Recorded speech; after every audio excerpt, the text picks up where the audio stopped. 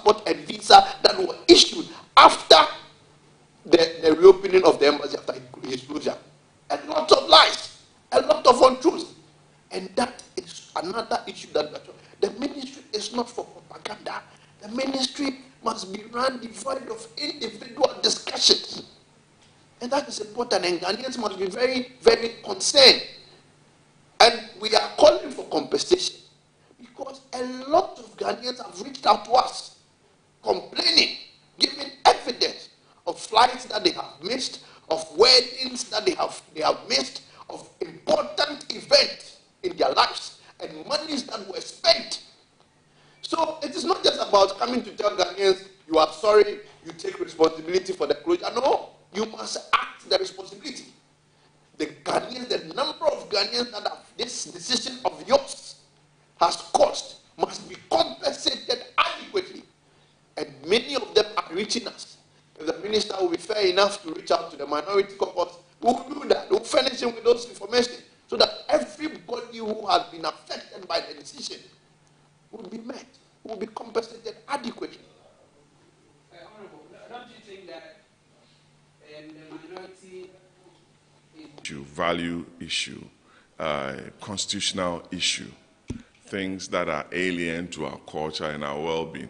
And if you read our constitution, our cultural values are part of our constitutional establishment or provisions. So we thought the government, having been very firm, loud during the campaigns, ought to have sent the right message to Ghanaians that yes, we campaigned that we're not going to accept those tendencies, and that when we get the opportunity to be in government, we are going to ensure.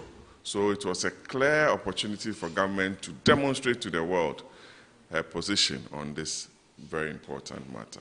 Let me take you a little bit away from foreign affairs. Yesterday, Ibrahim Mahama... I thought we were you wanted to do foreign affairs?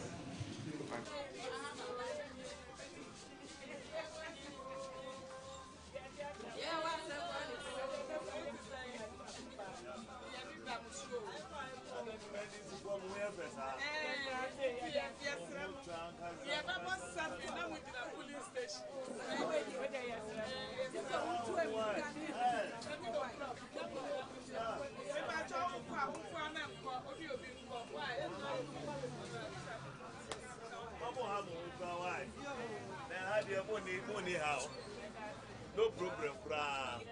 Ya fairly, a rabrafa.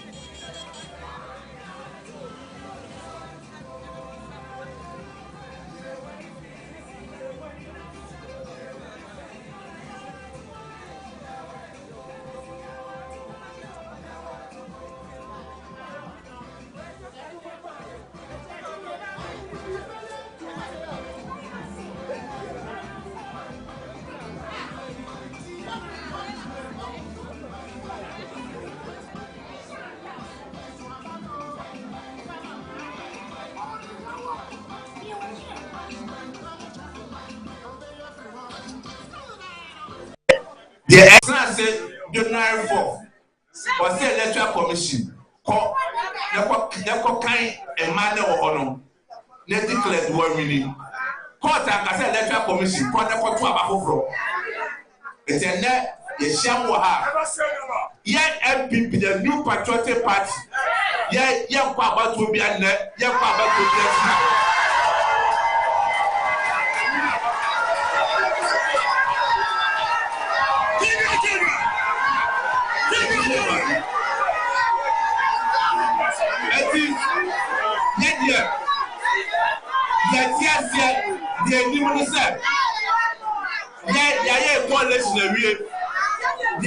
Electoral Commission said, Overseer Party for NDC, not 3% party for NDC. na 3 police stations na aka no ọbẹti ẹbẹtu dwa na yẹ nyina yẹ wie.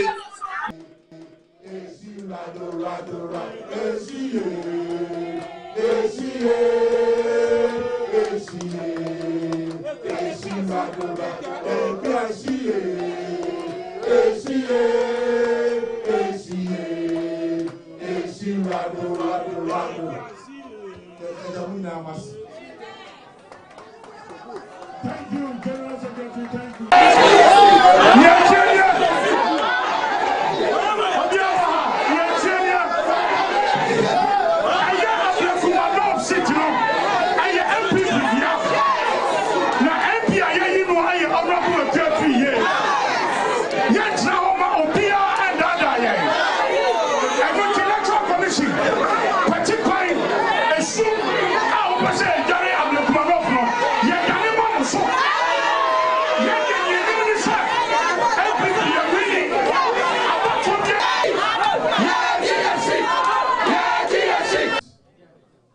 After the close of polls, the presiding officer and his or her team goes ahead. He is given a copy of what we refer to as pink sheets. For us in the New Patriotic Party, even before we go to the constituency collation center for the return officer to collect all the polling station results and declare the winner, we do. So the first thing that we do is to scan all pink sheets that has been given to us as a political party. 181 scanned pink sheets of all the polling stations at Ablekuma North. And that is what is being shown on the screen. 281 pink sheets. So, Mr. IT, the pink sheets that I'm talking about, I show to them what I'm talking about. So what you have seen is the pink sheet from polling station Christ Ebenezer Preparatory School, Dakoman 1. And it tells you all the information that you need on the pink sheet. Our candidate, Nana Pia Osofie of the MPP, had 122. The NDC, Rabina Obi, had 95. Person, take us to another pink sheet.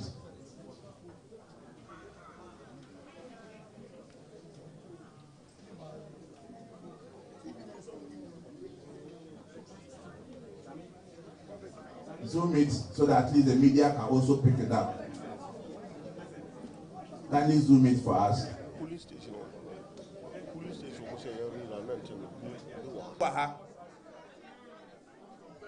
And then press conference at Elkoso or Ablekuma North Hano MPP Yasem 8 Last week, your press conference or your party headquarters. Emma Yekse Ghana phone said Electoral Commission.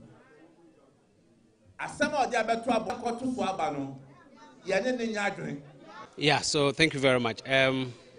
Should the NDC be bothered? No, I don't think we are in any way bothered at all that the MPP has decided to opt out of this election. That is for them to decide. If they have taken that decision, it's up to them.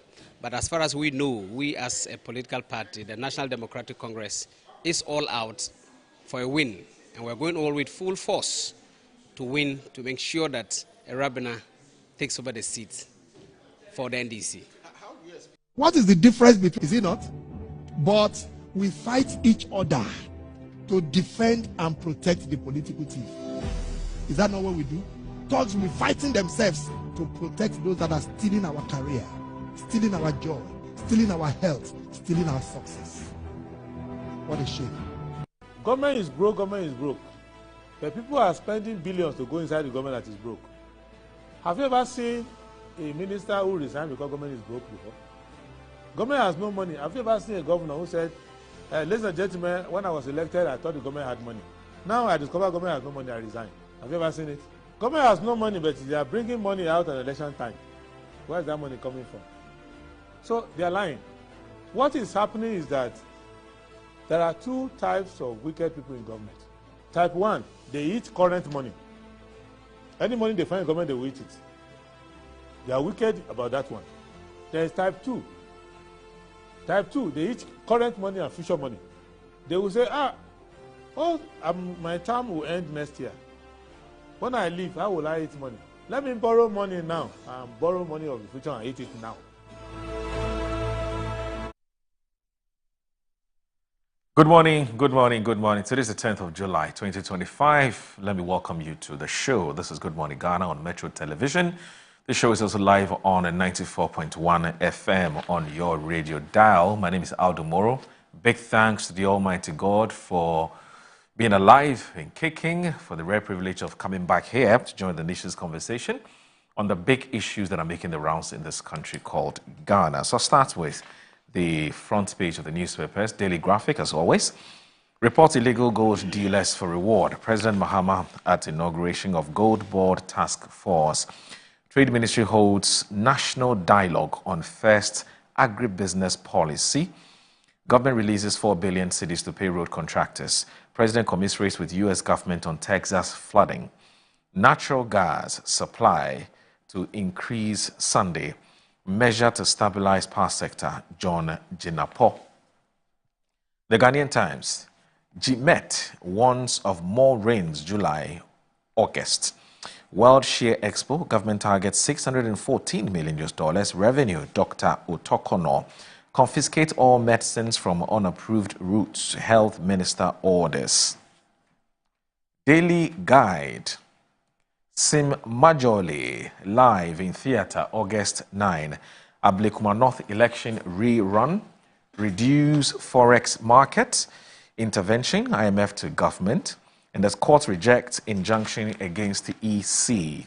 6 nabbed over ritual murder, serial killings. Mohammed's LGBTQ plus abstention worrying and MPP NP. The Insight. GPHA begins 24-hour operations at Tema Takrady Port in response to presidential directive. Ultra-modern Accra London Health Centre with a blend of culture and innovation outdoored. The urgent need for emergency medical system is a beautiful article that I think that every well-meaning Ghanaian should read. It makes it interesting reading. Anyway, deteriorated Baba Yara Sports Stadium, Kofi Adams promises restoration. Austerity linked to over 1 million preventable deaths in EU. The New Republic.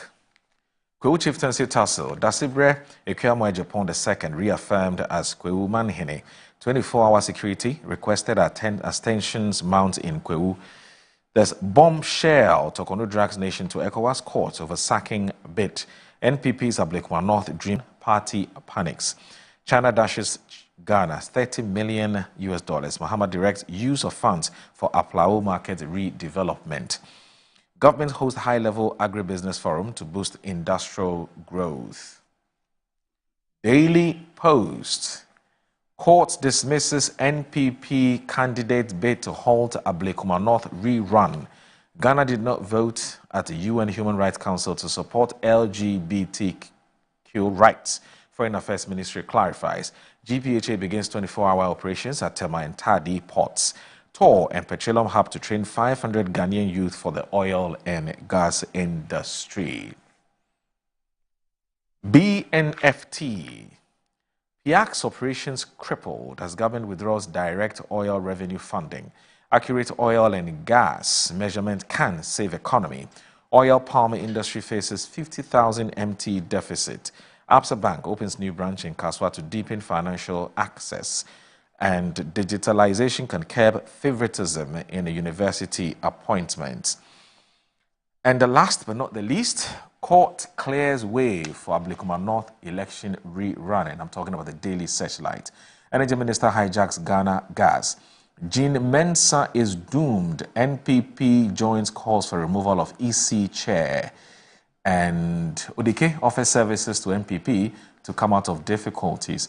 reintroduce Agric as a core subject from basic to tertiary institutions, Showboy, President Mahama, and Acting Chief Justice to grace swearing in of newly elected National Executive of GJA. Well, that's it for the front page of the various newspapers we received this morning. Please stay with us. This is Good Morning Ghana. When I come back, I'll be letting you know my guest. Please stay with us.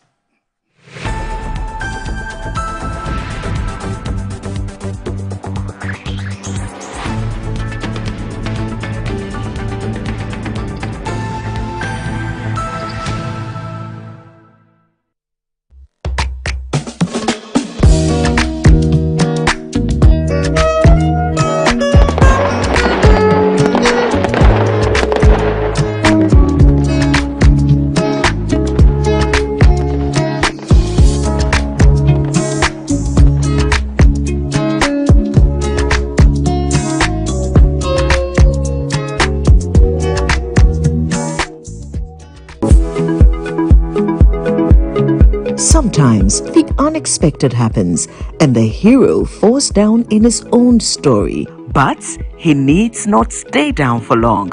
Cosmopolitan Health Insurance is your trusted health partner. Whether an individual building a business, with Cosmopolitan Health Insurance, your medical care is our concern.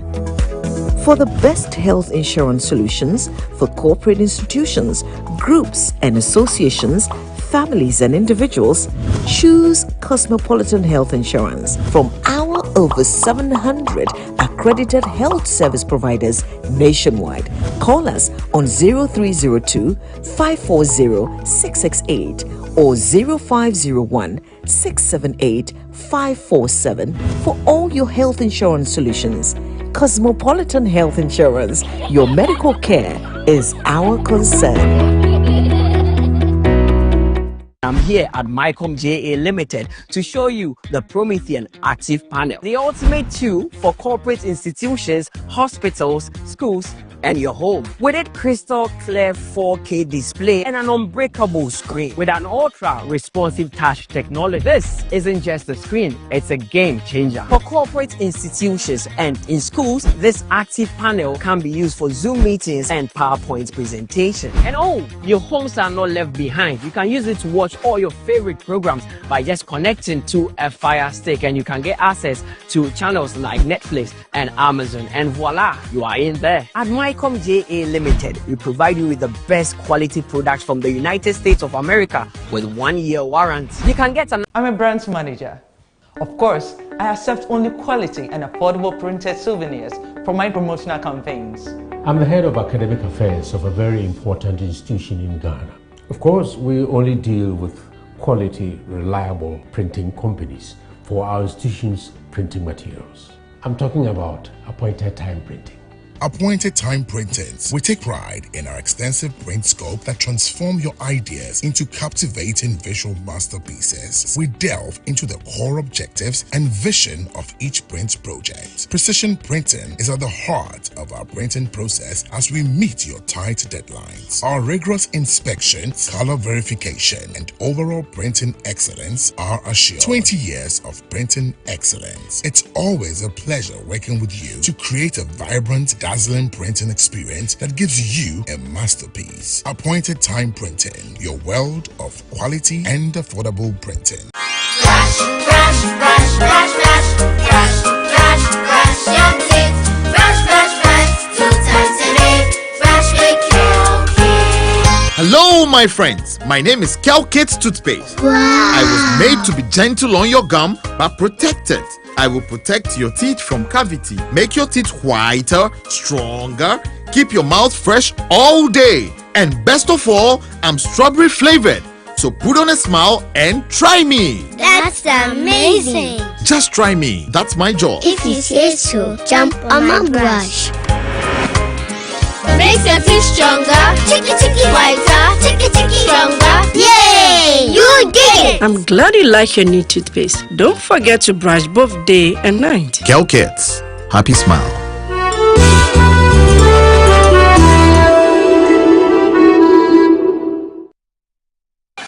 Are you a headmaster, headmistress, parent, teacher, or an educator looking for high-quality textbooks for preschool, primary, and junior high school students, look no further than Advocate Publishing Company.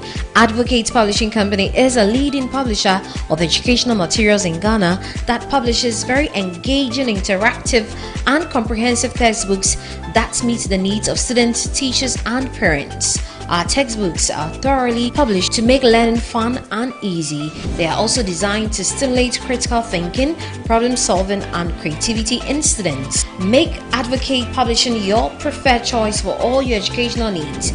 Explore our range of textbooks and educational resources. Visit us at the old GNTC yard near Kingsway, Accra.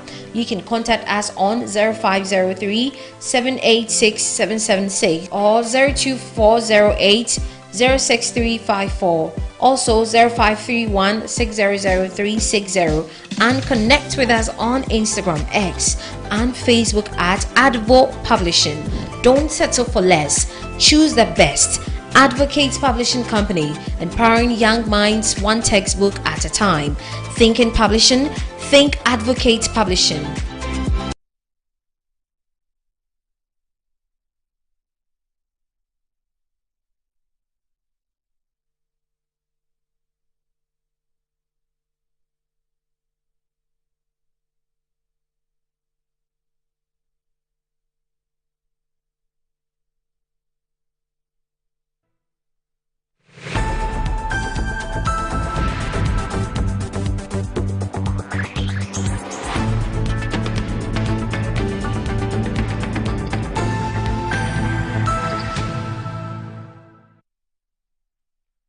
Right, so you're live on Good Morning Ghana on Metro Television. My name is Awudu Moro, and joining me this morning for what promises to be a very, very, very, very interesting and thought-provoking conversation on the show is the man Wanda Madilo. He is a development analyst and also a member of the NDC's communications team. Wanda, good morning.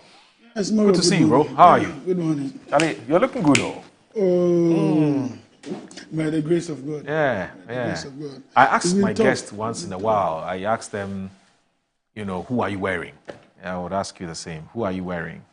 What? It just means what brand I know. Of... I mean, the local brands. Local brand. At our level, what we can afford is what is available. And as long as it's made in Ghana, we're very excited to be part of industry growth, supporting the market.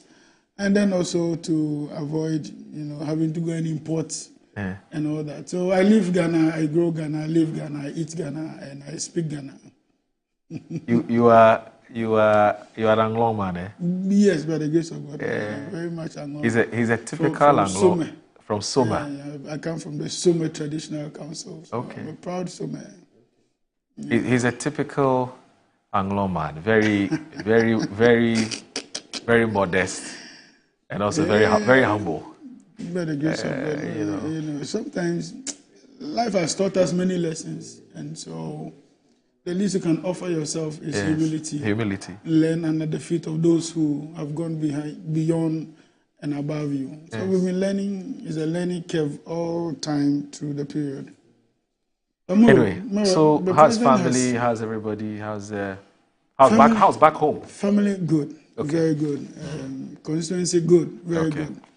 But Moro, you should be excited. All right, what's happening? The president has just announced that he's going to build for us an ultra-modern market in Ketu South. Okay. What's the story behind that market? Because I saw a lot of, commentary, obviously positive, the positive one about this development. But, of course, I don't live there, so I don't really know much about the relevance and importance of this particular market in question. What's the story? Well, so the background is that, Ketu South has 3 traditional zones. Okay.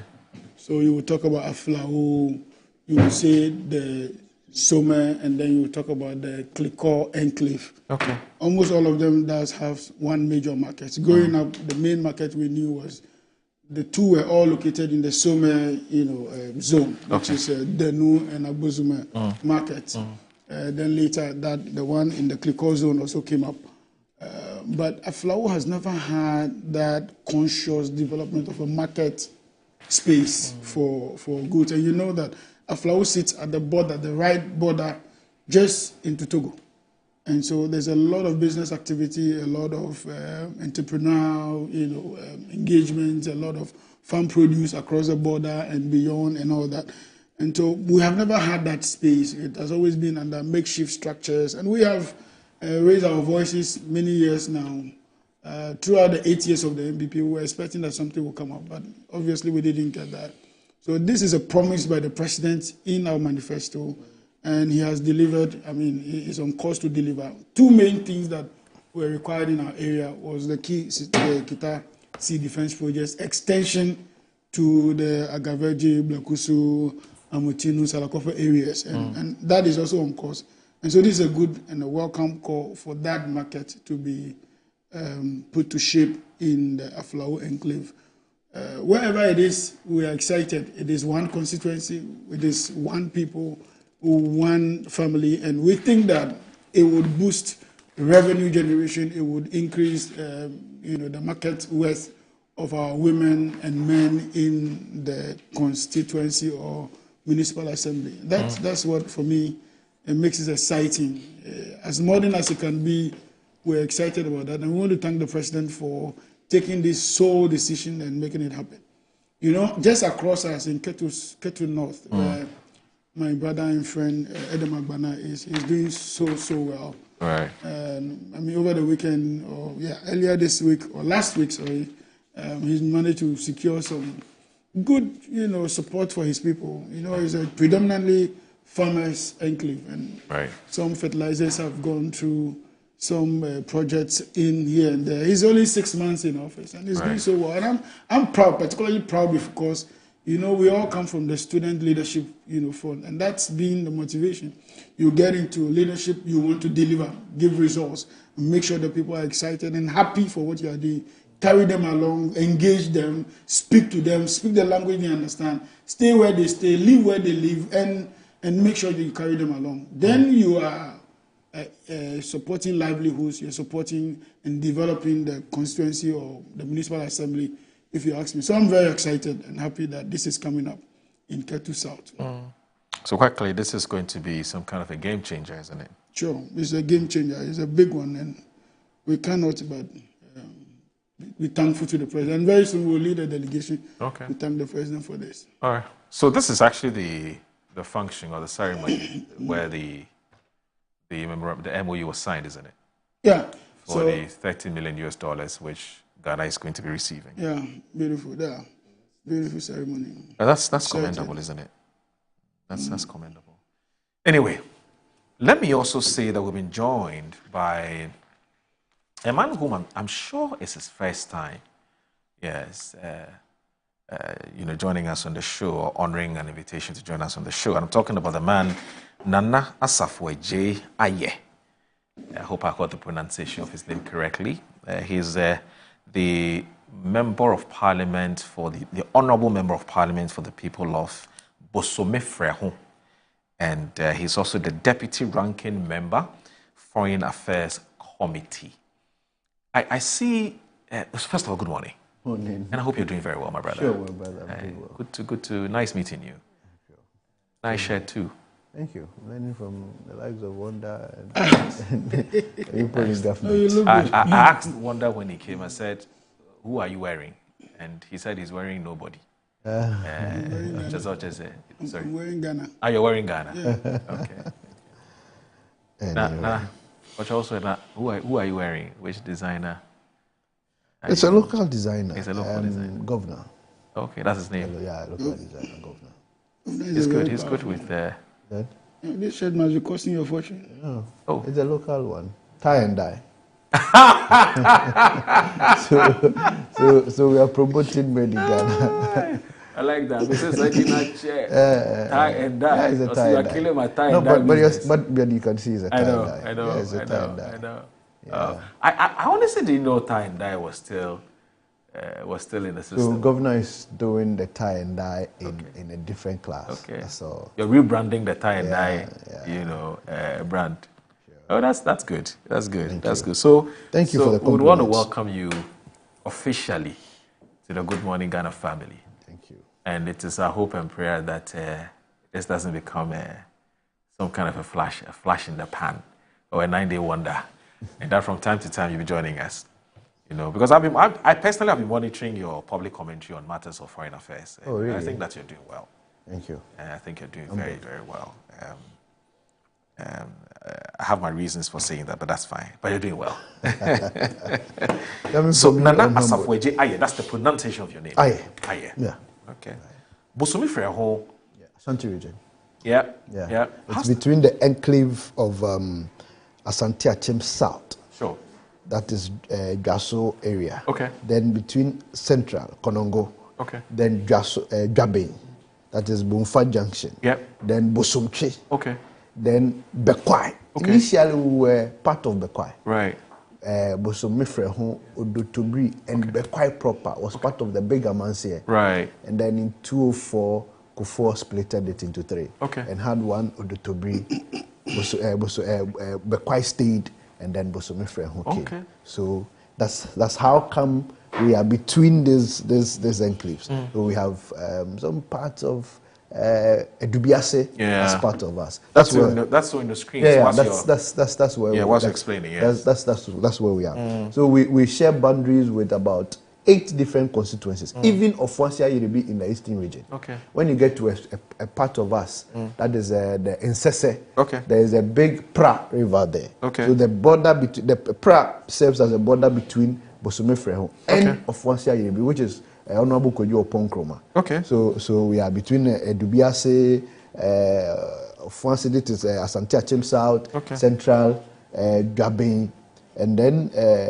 Bosomtwe, Bekwai, and a whole lot. We are about 8 different constituencies, and we are dotted in there small, but with so much magnificent things. Yeah. I believe, and I've been saying it, that it is one of the small districts or constituencies that is blessed with a lot of natural resources. Okay. We have about 10 different waterfalls there. 10 different waterfalls. Serious, magnificent one. The only challenge we have as a constituency is our roads. In fact, we have very deplorable roads, and we are pleading to the President, John Dramani Mahama, government, to tend and look at Bosomtwe and help us get some bitumen surfaces on our roads. Right. That will be so much helpful, and then it will alleviate the plights of a lot of people within that constituency. But apart from that, it's a beautiful place you love to see. Along the Bosomtwe Lake, we have one of the areas that if you want to celebrate Easter and enjoy it more is the Ankase Easter Festival. You will enjoy it. Along the banks of the lake, natural lake, and a lot of things happen there. So you should take a ride to Bosomtwe one of these days, and you will enjoy it. When you're coming from Accra, just after Konongo, on your left, there's a junction, popular junction, called the Bomfa Junction. Okay. When you're coming from Kumasi, just after Ejuso, you come forward a bit, there's a popular Bomfa Junction. You branch, and then 20 minutes time, you are in Bosomtwe. Okay. Yeah. Wow. I think that one of these days we'll have to wonder. Yeah. Would you want to join Honorable Yeah, no, if his you constituency to... we'll take a tour. Yeah, we'll take a tour. You love it. Very you love available, it. You love it. And it's an agriculture area. So everything you want from cabbage. In fact, we are one of the communities that produces cabbage in a large quantity. Okay. Yes, cabbage. If you want cabbage. I believe that a lot of the cabbage you are seeing in the market might be coming from our place. They are there to stretch, the cocoa bean stretch, the yapesa stretch. All of this stretch will do cabbage. And we do cocoa so well. We're one of the baskets for cocoa within the Dubiasi area. We do cocoa so well. And we do rice, local rice. So you will love it. Just take a ride and you will enjoy the place. I've traveled a bit extensively in this country. I think there's no major city in Ghana here I haven't been to. No, as a politician you will travel. Because of politics. Campaigning all over the place. And one time when I was campaigning for a national exposition, I love that area. No, I heard your names in the corridors of student politics. Those days, the Wonder Mondays. Anyway, it's a pleasure meeting you. Thank you, sir. Yeah, and you're a first-time Yeah. First time MP. Just as so a lot of first time about me today. Yeah. First on Good Morning Ghana. First on Good Morning Ghana. First time in Parliament. Yes. First time meeting you. Yeah, first time meeting you too. Wonder. Yes. Hey. But not first time wearing gown. Oh, that's it. So interestingly, you're just like our brother who has joined the ancestors. Talking about Ernest. Yes, you're both first timers in Parliament. May you so rest in peace. So rest in peace. I know you're still mourning. I don't want to. I've not come to terms with the fact that he's no more, but I was with Ernest throughout. Oh, I was with Ernest throughout. On Sunday when we were departing, myself, Ernest, and Rudolph, the MP for Upper Dencha, is that the west or east? Yes. We departed from Takrade around 11. So on my way around 4, he called me. Have you gotten to your constituency? I say, well, I'm almost in my constituency because I'm in Dubiase heading to Bosomtwe. Okay, then we'll meet in Parliament tomorrow. That was Sunday. So myself, him, and then Rudolph. Okay. My brother, only to get to Parliament Monday morning. Called Rudolph. Rudolph, where are you? I said, I'm at the car park. Okay, wait for me. I'm also coming. So I joined Rudolph. And then the three of us, we do some breakfast. So Rudolph is here, Asafo is here. Let's call Ernest so that we can go and do the breakfast. We've been calling Ernest. I call Ernest like 2-3 times. Ernest is not picking. Rudolph calls Ernest. Ernest is not picking. Then Rudolph like, oh, Honorable Ida, MP for Yesu, I've missed her call. Let me check because Ida is also a good friend to Ernest. Let me check. So it was Ida who confirmed to us that morning, standing at the car park, that Ernest is no more. How? I mean, how? How? It's a difficult one. How? Before that very weekend, the weekend prior to this one, we were both in Safari Valley because he was on the lands committee, and lands committee had a retreat at the Safari Valley, and I was on the population committee, and population committee had a retreat at the Safari Valley. So consistent, like from Friday to Monday, we were in the Safari Valley. We came to Parliament. Friday to another Sunday, Takrade. And it was difficult to believe. I still don't believe. I still don't believe Ernest is gone. I feel like, like usually he's taking a travel somewhere and he'll come back. No, but because this is so unfortunate. Young man, he never complained of anything.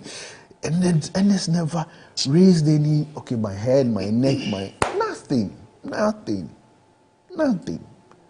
So my condolence to the family, to the wife especially. I don't know how that lady will be taking this one. We call her Star Girl. You know Ernest, we used to call Ernest Akwetia Star Boy.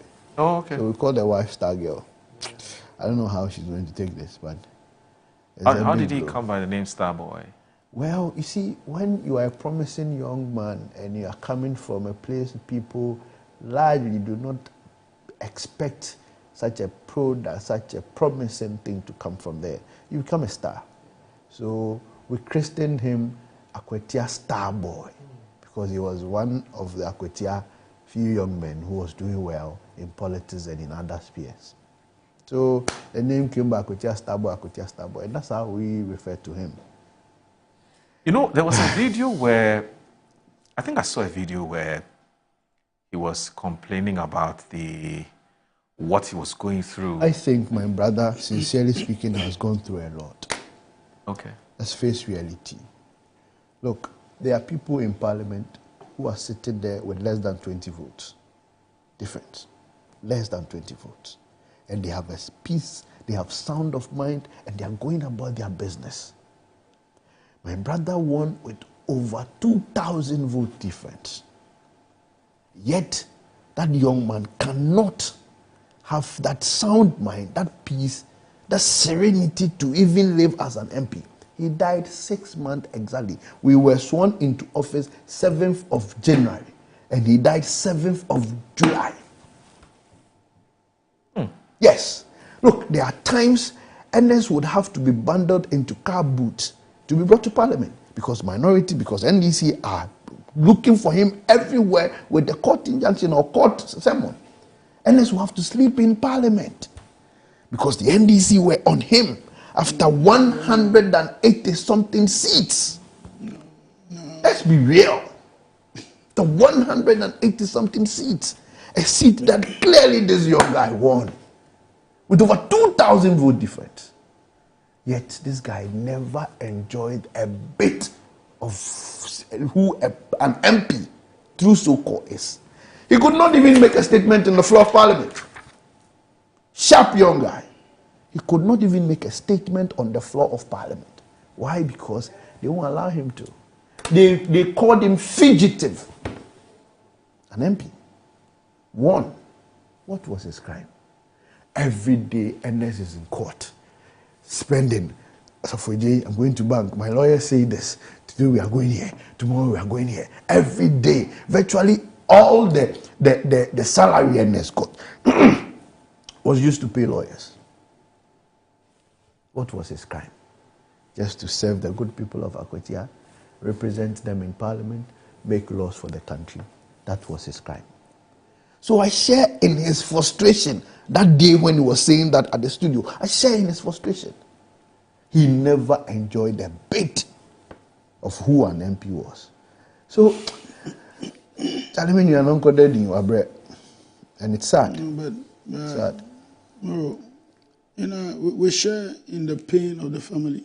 I think that as human as we are, I mean, and we will not sit down and say that what he went through, he deserved it or whatever of the sort.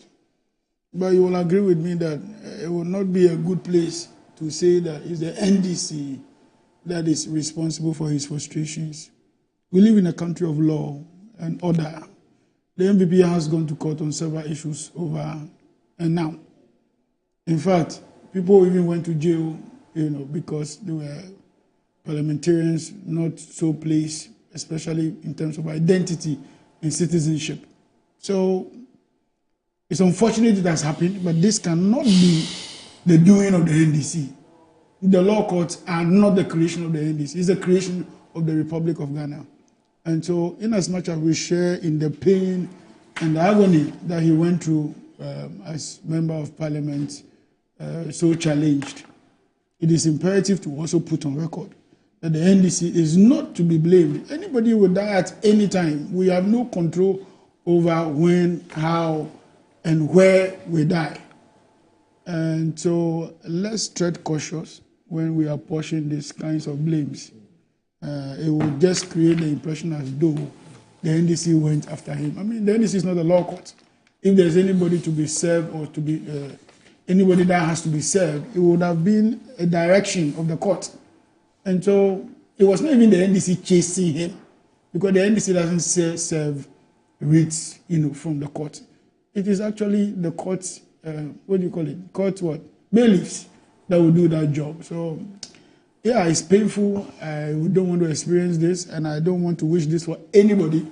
But we have some events in the past that leads or lends credence to the fact that people have won and their seats were challenged. In fact, the President of the Republic was one time challenged, and it took him 88 months for that case to be out of court. In fact, the former president, Nana Akufo-Addo, also was challenged, you know, in election petitions and all that. So, to put that squarely at the doorstep of the NDC, I think will be unfounded. It will be also playing too much politics with it. My brother, we share in the pain. I don't want us to belabor the point. No, we share in the pain. Well, I don't want us to belabor the point. I don't want us to belabor the point. But my point here was that the court summons, the injunctions, was placed by the court under somebody's instruction. Yeah. The court won't just wake up and place summons or give injunctions. Somebody will go there. And who went there? That is the point you say you don't want us to. Yeah, so let us not belabor the point. Okay, that's fine. That's fine. But for me, I think that there are bigger conversations that we ought to have about our health and the kind of health facilities or the quality of the health facilities that we have in dealing or treating the kinds of ailments and conditions that we all suffer from time to time. There's a very, very, very interesting article, and it's been reproduced in today's Insight newspaper. We'll deal with this briefly, and then we'll move on. Now, the author is Dr. Arthur Kennedy. We all know he's a physician, but he's also a political activist. It says in the last week, 2 Ghanaians, a physician, Dr. Edu Furi, and Honorable Kumi, have died, presumably from heart attacks. The death of Dr. Furi has focused attention rightly on the absence of cath lab in Kumasi at CAS. Now, in response, the government has promised to establish one urgently. That is commendable. But it should not have taken the death of a doctor to get a cath lab in Kumasi. And the government's response demonstrates a tendency to adhocracy, or adhocracy. There was a regrettable death in Kumasi, so we could build a cath lab in Kumasi, but not in Tamale and Bolga and Ho and Takrady. And we are waiting for a big death in Tamale before building one there. What would it take? Ms. Habwell Tafrache, the president or speaker, is visiting the north, or a doctor or honorable dies. A cath lab costs about $5 million, and we could have built 5 for the cost of the National Cathedral, and we don't need to consult Mayor or Yale, etc. Renowned Ghanaian physicians like Ernest Aflu and Cyril Ofori can be summoned in Ghana's name to partner with local cardiologists to accomplish this. Now, the death of Honorable Kumi shows that even in Accra, our emergency healthcare leaves much to be desired. When he complained, he was not taken to any of the health facilities. And I'll find out from another what he knows about this. That when he complained, he was not taken to any of the health facilities where he could have gotten appropriate care, like UGMC or Kolibu, where he could have been treated for a myocardial infarction or pulmonary embolism that probably took his life. These 2 cases show that we lack an adequate system for the management of health emergencies. In addition to cath labs for the places I mentioned, there needs to be CT scans in these places so that any Ghanaian with a stroke or heart attack would be within an hour of competent personnel and equipment. But those are not enough. Dr. Ofori drove himself to the hospital. He knew that would be more reliable than calling an ambulance. And people face these kinds of things on a daily basis. Now, we need to revamp our emergency response system to include educating the public about how to respond to emergencies. Last December, I called for mandatory basic life support training for all SHS students, and the willing public, together with the willing public, it says they should be accompanied by the acquisition of automated external defibrillators, right? That lay people can be trained to use. It is possible that its presence could have made a difference in Accra or Kumasi. Today, I repeat that call. These things have not been done, not because they are too expensive. It is because they have not been prioritized. Mr. President, let's reset our emergency care system. Long live the sources, Arthur Kennedy. So I did a bit of research on what a cath lab is, and this is what I'm told by Google. It's that a cath lab or cardiac catheterization laboratory. So catheterization laboratory is a specialized room in a hospital or clinic equipped for diagnostic imaging and minimally invasive procedures to diagnose and treat heart conditions. These procedures are typically performed using catheters, which are thin, flexible tubes inserted into blood vessels to reach the heart. So it's about, back again to the issue we've raised time and again about our health systems and how close they are to the people and how accessible they are to the people. So I don't know what thoughts you have on this, Nana. So it took us COVID-19 to realize that there were districts within Ghana who didn't have hospitals, right? Primary health care. It took us COVID-19, which was bad on our part. We do not, I agree with Dr. Kennedy, we do not have to get to that stage of losing lives, of getting critical head-on-head with whatever issue it is before we come to terms with the fact of our deficiencies. So it is one of the problems and challenges of Ghanaians. Now, when COVID-19 exposed our inefficiencies... Now, this is how it looks like. This is how a cath lab looks like. I believe so, Annie, isn't it? Okay. Yeah. Okay. That's how it looks like. Please go ahead. When COVID-19 exposed those inefficiencies, government took some measures. That was how come the introduction of the Agenda 111 came in. And government made some efforts. I was lucky to have one of such Agenda 111 edifice in my constituency, in Esiwa, and it's about 70-80% complete. Now, it has stalled. New government has come. The priorities are different. The attention and the focus is different. Because there's a certain tradition here that makes it look like if this project was started by an SY administration and one comes to continue, the credit goes to the SY administration. And for that matter, we lose sight of the fact of things that the country, the national, have invested so much into. So Agenda 111, as at now, we do not even know the direction at which it is going to or what would happen to Agenda 111. Now, this CAT lab, let President Yomama, good initiative, start it. And woe betides us as a country. He is not able to complete it.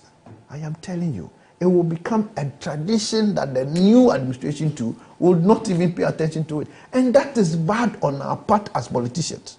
That is something we must not and should not encourage.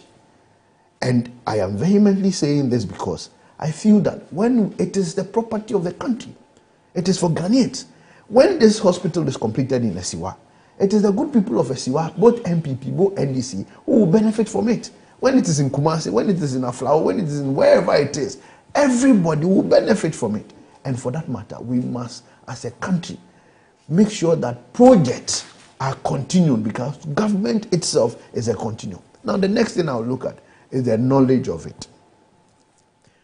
You see, people do not even know that when I'm confronted with this set challenge, this is where I have to go.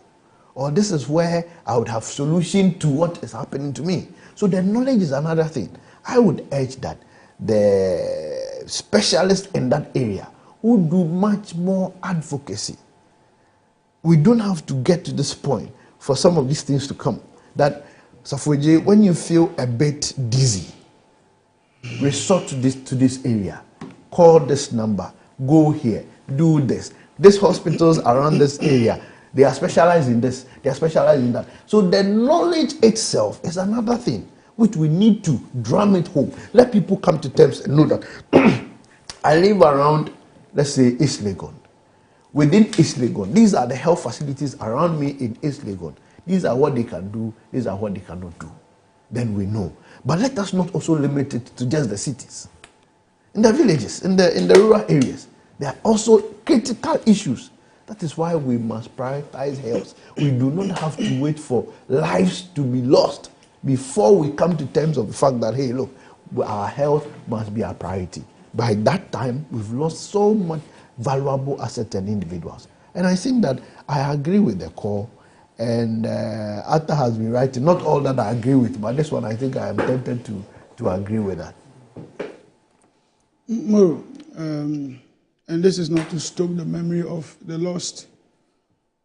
On the 17th of May 2014, if I'm not mistaken, you remember the case of PV Obin, at the Lekman Hospital. In fact, he reportedly collapsed at the Agape filling station on the Sprinters Road, and then he was taken to Lekman and later passed. We were told that it's based on heart complications. Aliu Mama also suffered the same. E.T. Mensah suffered the same. Is it Richard Kwashigan, right? Also suffered the same. You mean Courage Kwashigan? Courage. Oh, sorry. My Richard is your former director of the National Communications Officer, no propaganda secretary. Yes. And why you mention propaganda? Well, at the time, that was the title. position has been changed. Oh, okay. So all these people I mentioned lost their life reportedly to complications of the heart. And this takes me back many years behind. Some years ago, in 1997, 98, 99, when I was in Presec Legon, I just fell in love with Professor Finfong Boateng because I had read in the news that he had set up the Ghana Cardiothoracic Center at Kolebu. And then they formed what we call the Ghana Heart Foundation. Yeah. So as young as I was at the time, I went to visit him. He did give me audience. We spoke, we talked, then we set up a new club called Heart Foundation. Yeah. And he came around. We did a lot of what you call sensitization, education, and all that. I remember vividly some of those memories. And so from 1992 to 2025, for a country like Ghana to still be talking about heart the non-availability of labs, non-availability of operating theaters for heart conditions and all that. I think it's worrying. It's worrying. Not only is it worrying, I think that, in my view, I have always advocated for specialist hospitals. I don't believe in one hospital doing everything. Yeah. Because sometimes it gets worrying. I had a couple of friends who have had operations on their eye some few years ago, and today they are almost blind because they have to go to all these hospitals that are jack of all trades and then master of none. But you go outside of this country, there are specialist hospitals, hospitals that are dedicated to cancer, hospitals that are dedicated to eye care, hospitals dedicated to heart surgery or heart conditions, hospitals dedicated to skin care and all that. If we begin to build our hospitals along these lines, we can always manage the hospitals better. Because if I build a hospital and all it does is heart issues, one of the things I'll benefit from is that, first of all, I'll benefit from expertise in the industry. So all the medical doctors, the specialists that we're bringing in are all in that direction. Then there's also easy pass on of knowledge. Because once I'm working and I'm employed to work in that environment, everything in that environment has to do with the heart. So you find out that people become experts very quickly. Right. And the turnaround time for somebody to become an expert is very quick. But when you put somebody in an environment where they are treating, today they are treating eye disease, another they are treating hair loss, another they are treating skin disease, it makes it worrying. And so I don't like going to consulting rooms where the doctor is just jack of all trades and just giving opinion on everything. There are people who are experts in the areas. And I think that it will be a good call for us in government today to do some of these things, in resolving the challenges. It must not take a politician or a big man or a rich man or a successful person to die for us to have some of these discussions going. So it's a welcome call, and I think that government listening will do something in that regard. Thank you. I see. And to think that to set up a cath lab, it would only cost us $5 million. It tells you where our priorities lie. If you check the statistics, the number of people who die from heart-related diseases is quite huge. The benefit even goes beyond how much we are investing. You see, for instance, if we have in this country one of the best heart centers or heart hospitals, what you are going to benefit from is that you have people in the South region, from South Africa to Nigeria to Kenya to wherever, coming to your facility. That's a revenue. That is imparting knowledge. That is also, flexing your muscle within the region. Yeah. So there are more benefits. We will be able to call medical tourism, if I'm not mistaken. And all this will benefit from it. So priorities, like you said. And also we should be inviting private sector in some of these things. I don't believe in private sector solely running the show. I believe that if government wants to do something like this, a private sector person can come on board, partner with government. At least we have the lands as government, and you have the money. So they can give you land, you start the process, we'll give you some waivers to import machines and all that, and then even give you the men. Because it's government that trains all the medical doctors and nurses you have in this country. So there can be some partnership in those regards in resolving all of these crises that we have on our hands. Priority spending is key. It's key. And then you talked about the Agenda 111. It was a good project. Nobody bastardized that project. We only thought that the timeline that was given by themselves, because when COVID came and these things were launched somewhere into 2021 or so, the idea the president gave was that in 24 months, this was going to be ready. From 2021 to 2025 or 2024 when you lost the election, is way over the 24 months. We've seen some structures. So the point is clear. The point I made. Government has not taken a decision to stop any of those projects. These are good projects. In fact, if you listen to the president when he was giving the State of the Nation's address, he mentioned categorically that some of these projects that have reached some advanced level of completions will quickly be completed because we need the health care in the system. We support that project. I don't think the NDC was up in arms with regard to that project. I love it. I like it. Ghanaians love it. We expected it to have been done at a certain time. Unfortunately, maybe the funding issues, maybe the usual issues of contract, complications, delayed the execution. All right. Yeah. I'm saying that my point was clear. My point had to do with completion of existing projects when government takes office. My point was not about whether you supported the idea or you didn't support it. Right. Okay. You are also putting out nice ideas and projects and programs that your government wants to do for the good people of Ghana. Nobody knows what will happen tomorrow. It might end up being that you were able to do some, you were not able to complete some. Okay. Now you will leave power, no matter the time. Some other government will come. The encouragement is for the government or the new team to prioritize some of these projects so that they continue for the interest of the good people of Ghana. That is the point I'm making. It's not about whether you spoke against it or you didn't speak against it. I have heard the president talk about state of the nation. I have heard the minister speak on the budget. Okay. I have heard members of parliament coming to chamber to question ministers on some of these Agenda 111 issues. Until now, I have not heard any clear-cut plan or decision from the government on these projects. And that is what I am asking. If you know, if you have, let us know. Because that is all what we are all looking for. Because the people in Esiwa are hoping and looking to hear or trying to find out from government what is the state or what will happen to the project that has been started, almost completed by the SWAL administration. That's the point we are making here. Today, you are talking about Frao Market. It might be completed, it might not be completed within 4 years. Somebody would come, or another government would take over, or another individual would take over. For the want of the individual wanting to have projects solely associated with their names, would abandon other projects. And we have records of a lot of projects both parties have abandoned in this country. So that is the point. I am talking about the culture or the interest in completing very important priority programs and projects of government.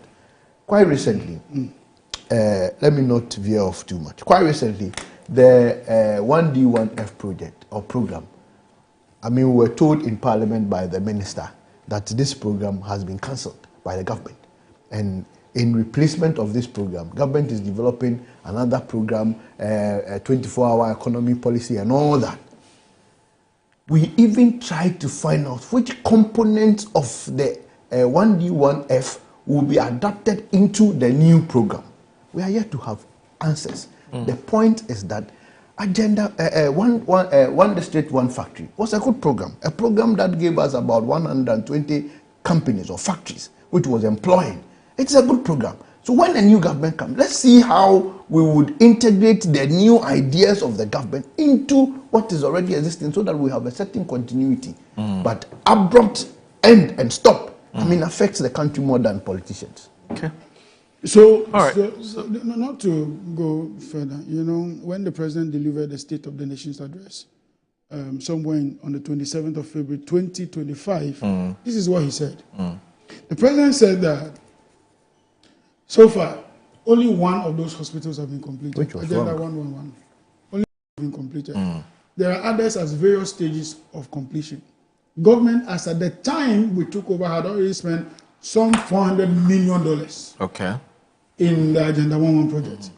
Based on their own computations and contractual figures, that 400 million could have completed 22 of the hospitals. Okay.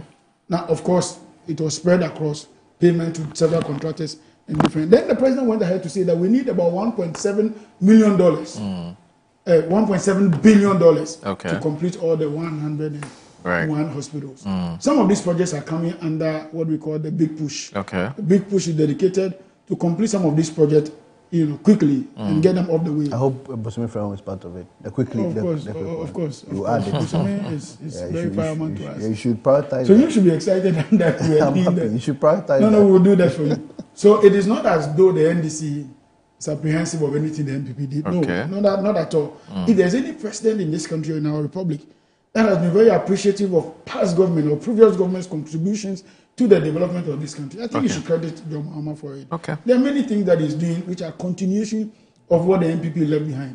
We may disagree at the time, but when we come into office and we see that there is a need to go through some of these projects, the president he's not the type that will shy away from coming back to tell you that, hey, listen, this is what we're going to do. And that is exactly what the president did on the Agenda 111 project. Okay. $1.7 billion is necessary and ready and needed to complete those projects. 400 has been paid to contractors already.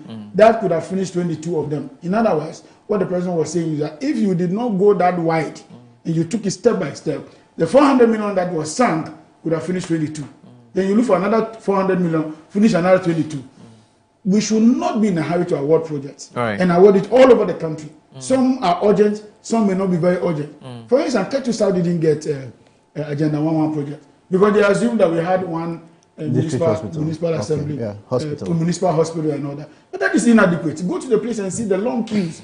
Go even where it is located, access to the place, parking space, all that is not available because it's located in the township. But I've seen some of the Agenda 111, projects located in outskirts. I didn't know that they would have loved outskirts. When we're doing the senior high school project, the 200 senior high project, they said, oh, we're locating them in the forest and all that. Go and see where Agenda 111 is located. So indeed, let's be thoughtful in some of these projects, agenda that we set for ourselves as a country, as a party in government and all that. I think we should be fair to ourselves, politicians. Okay, so we'll take a little breather. When we return, a lot is happening on what we call the international relations front. And 3 issues have come up. And I'm happy that Nana Safaji is here. He would, as a deputy ranking member on foreign affairs and regional integration, I'm sure that he would have a lot to say on those issues. We're being told, for instance, that Ghana, the United Nations has introduced what they call a reciprocity visa rules, new reciprocity visa rules. We'll tell you what it is. There's also the issue about some voting that took place, must have been yesterday or 2 days ago, and it was an event that took place at the United Nations Human Rights Council, where Ghana took a certain decision, and that decision has also come under some kind of public commentary.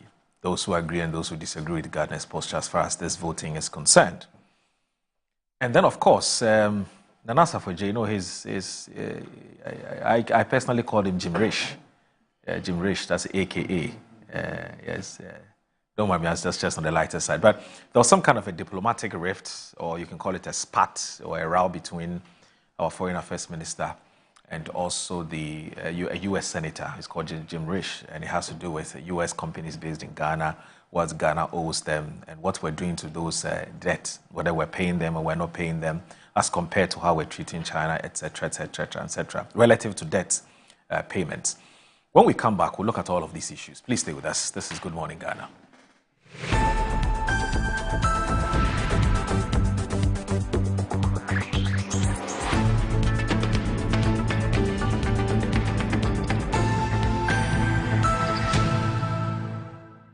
Yes, next. Hey, Nadia Benson, me didn't tum. Mr. Freddy Calico, just call me cockroach. Now, Mr. Freddy once now. Hey, that's you. Improve car. Yeah. Captain was key to double the action.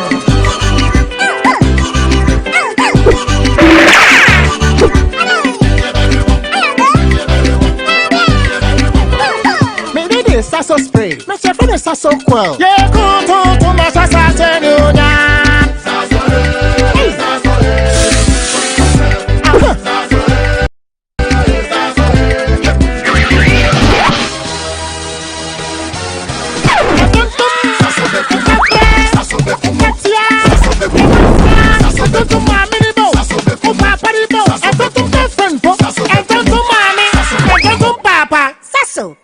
Tum preko.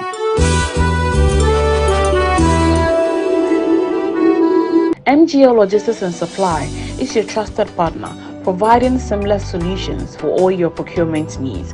From sourcing products to managing imports and exports, we ensure smooth and efficient transactions every step of the way. Whether you require goods from across the globe or need assistance in exporting your products to international markets, we got you covered. General trading is at the heart of our expertise. We specialize in a wide range of products, catering to various industries and markets. As a trusted dealership in building materials, we provide high-quality products that meet the demands of our construction projects. Additionally, we act as manufacturers' representatives, connecting producers with distributors. Our expertise in logistics is the backbone of our operations. We plan and execute transportation and delivery of goods, ensuring they reach their destination on time and in optimal condition. MGO Logistics and Supply, guaranteed satisfaction. Buy affordable service plots and lands from estate masters. Currently selling our next cottage, located at the newly proposed airport city, with a starting price of 25,000 Ghana cedis.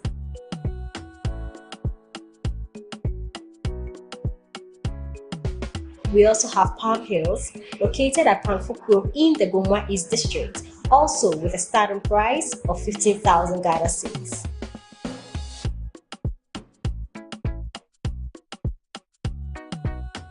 Available also is Coastal Park in Ablekuma, which is a 15-minute drive from the Ningo Senior High School, having a starting price of 55,000 Ghana cedis. You will receive a free site plan with indenture once you successfully purchase a land from us. For any enquiries, contact the numbers provided. Estate Masters, your most preferred estate partner.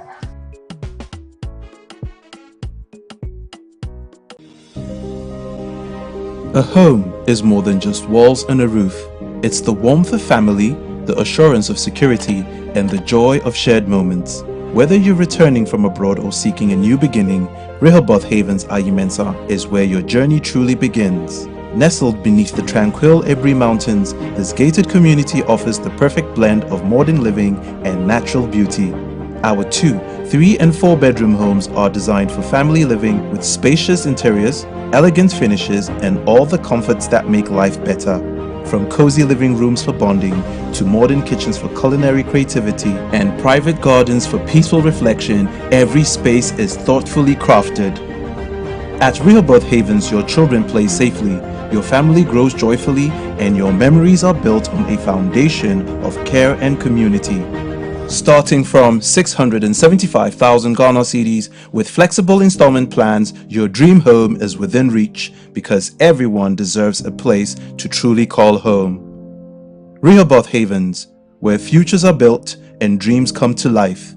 Call us on 0553 751933 or 0206 823524 to secure your future today. Rehoboth Social Housing, your housing dream becomes reality.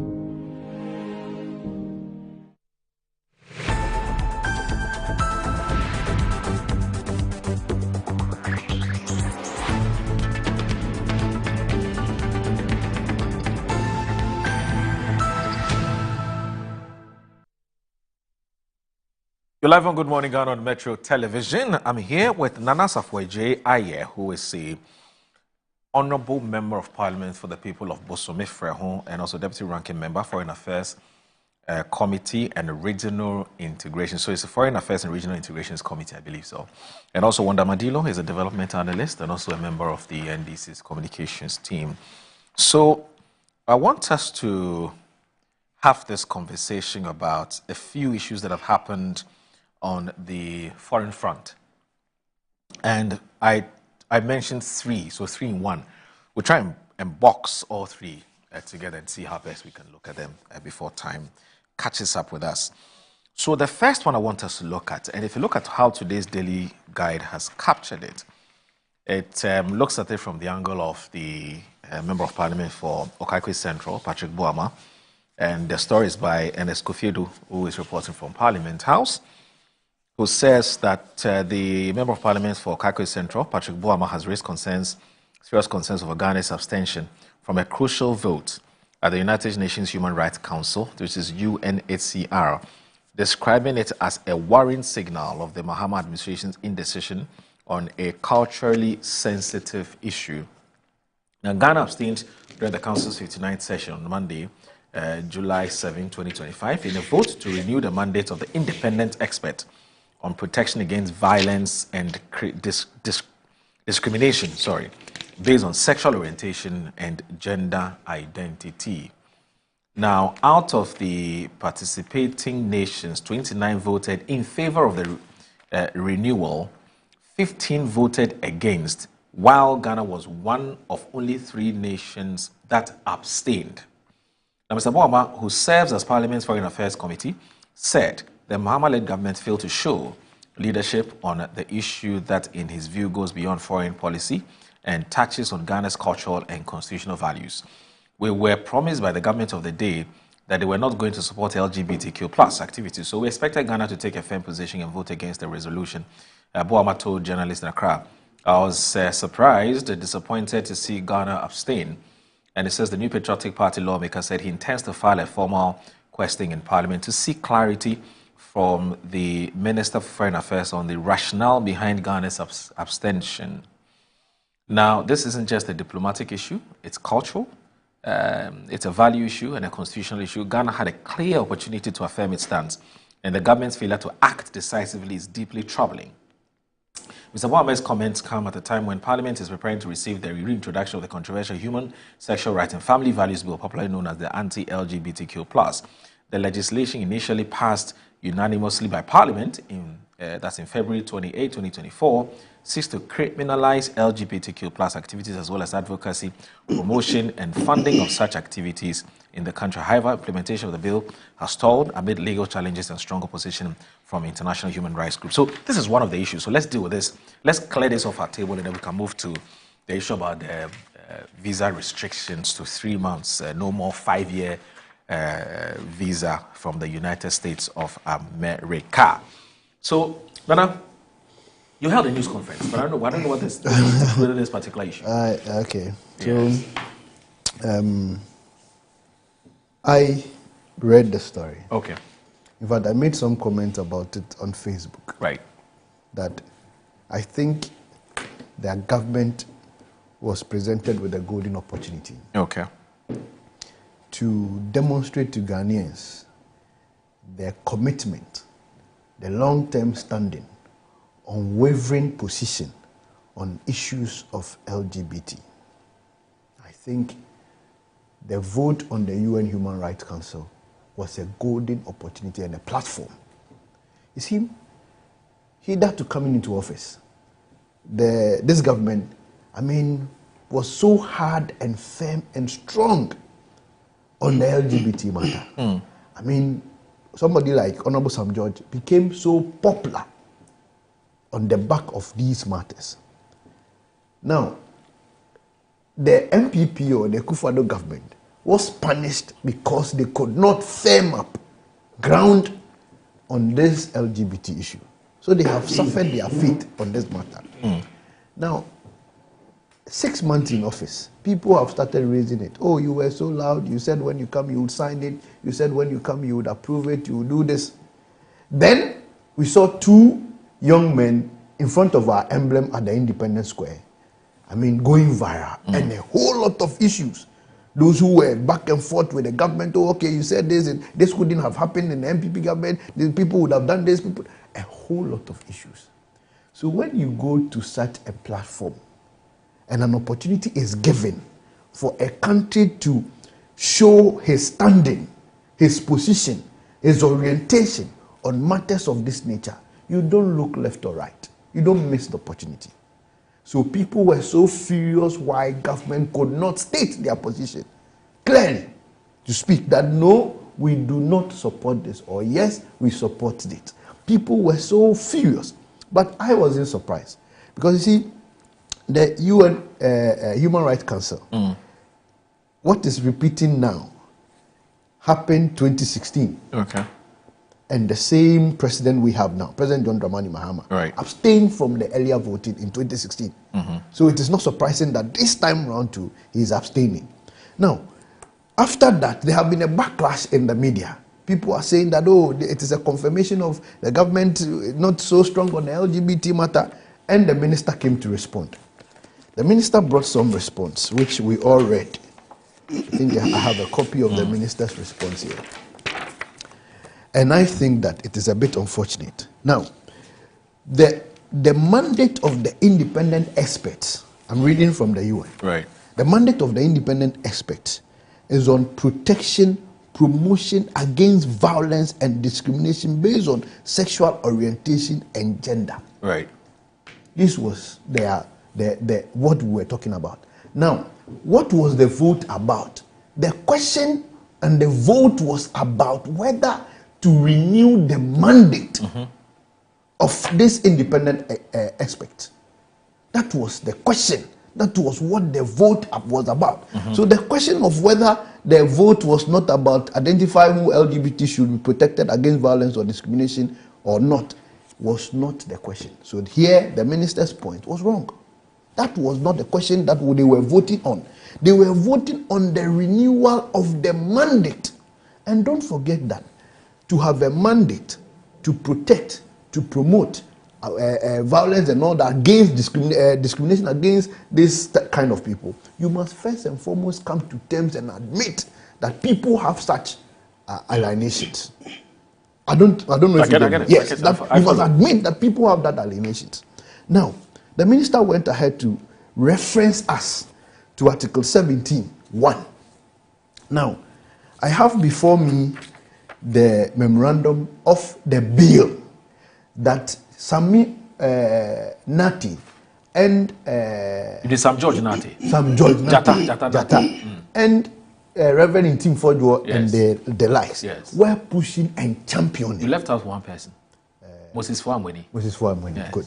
Were pushing and otherwise championing. You call it to the program. Now, the memorandum I want to read, forgive me. Yes. He said, the bill gives consideration to the issue of whether or not prohibition LGBT persons from forming association groups, organization, people in any form for the purpose of advocating for the promotion of the right of person, blah, blah, blah, blah. Now, he said, particularly in Article 12(2), 17(1), and 21(1), and D, it must be noted that such rights of freedom by their very nature are not absolute. And the Constitution prescribes reasonable restrictions that are necessary for the public health, order, or safety. Right. So you cannot base your point on 17(1) when you know that before 17(1) there is 12(2), which have restrictions. And the restrictions can have public order, the restrictions can be court order, or the restrictions can be in any form. So we disagree with the minister.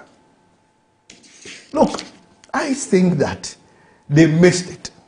And in justifying missing it, resulting to this, somebody will say, you go explain tire. They missed it. Okay. They had a golden opportunity. The people who are doing this are coming to promote, protect violence against LGBT people. They are coming to create awareness. That is their mandate. So if you have opportunity, that vote whether this mandate will be renewed for another 3 years or not, and you abstain, what are you telling us? What do you think should have been Ghana's decision? State your position. What do you think should have been? No.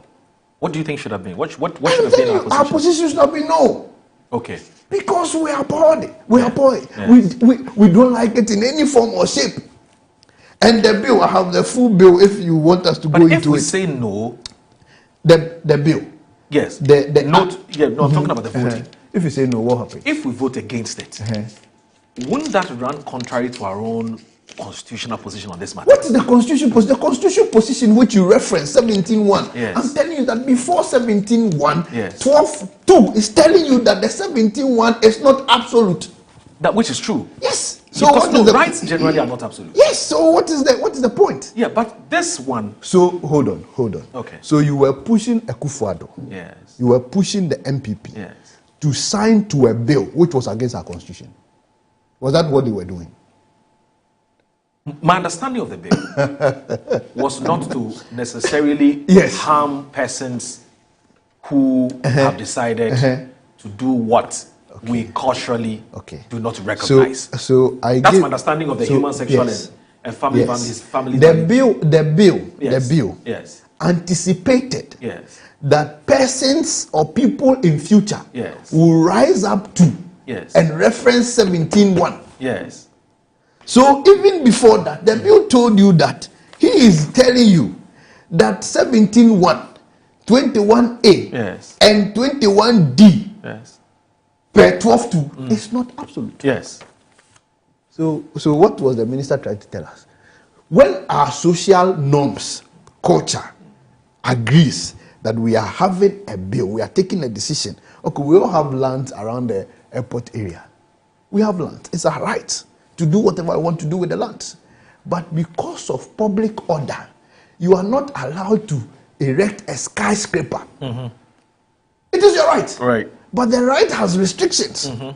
So you cannot say that, and that is what 12.2 is saying. Yes. So you cannot come and tell me that I have a right in 17.1. Right. When there is a public order, when there is a restriction, when there is this, it must not, affect your 17.1. Right. You cannot tell me that you have been convicted to go into prison or you have been sentenced to judgment, and you are telling me that because you have a right in 17.1, that restriction must not be exercised. That is wrong. But you see, let us not even look at the whole point. I am saying that, ask yourself, what would have happened? What would have happened? Would we be here? Don't you think even the NDC government would be justified, would be vindicated, would be hailed if they had voted no? Tell me, would we be discussing all these matters? Should the government have taken the position that, hey, go and vote no? Because the minister gave the instruction that they vote no. But, Nana, I have never heard either Sam George or Moses Fuamweni or what's the name of this MP, your friend you mentioned, Intim Fojo. I have never heard them say that the fact that somebody is gay, right, it means the person loses their right. I've never heard them say so. But they still have some rights. Hold on. So you they have, for instance, they have a right to live. Hold on. Let us not bundle the issues. Let us not bundle the issues together. We are dealing with the vote that happened. Yes, at the UNHCR. And I have told you that the question to which the voting was cast was not what the minister wrote to us. Right. He said the question before the council was whether persons who identify... Do we extend the mandate or hold not? on. The question, minister said whether people who identify with LGBTQ should be protected against violence or discrimination or not. That was not the question. Right. That was not the question. Right. The question was to renew the mandate of the individual expert. That is doing the following. Look, he's creating awareness. He is protecting them against violence. Yes. He's promoting the rights. These are the things that the independent. So let's take the three. So let's take the three mandates. Awareness about what? Okay. So when we take the three promoting mandates, what rights? Promoting their gay rights. Yeah, but gays have rights. Hold on. Listen. Okay, is what aspects of their rights? No, so hold on. The aspect of their rights is not what we are dealing with here. No, hold on. They are telling you that they have rights to marry among themselves. That's what the gays are saying. Yes. They have right to marry among themselves. The queer have rights to sleep with dogs. Yes. And to sleep with cats. Yes. And these rights that they are mentioning, we are against it. Yes. Our laws are against it. Yes.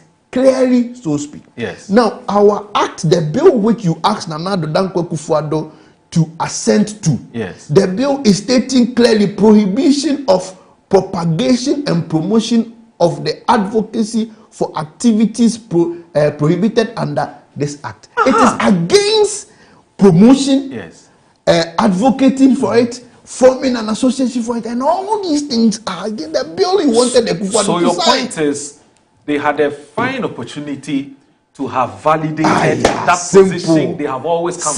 But the point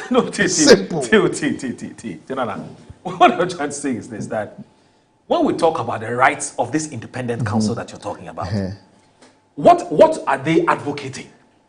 What are they promoting? What rights are they advocating? What are they promoting? Because you see, even in the human rights sexual bill, I haven't read anywhere where they are saying that nobody has a right to advocate the rights of persons who are involved in what we're talking about. So the only thing is, what the bill is against is what you're talking about, the right to get married.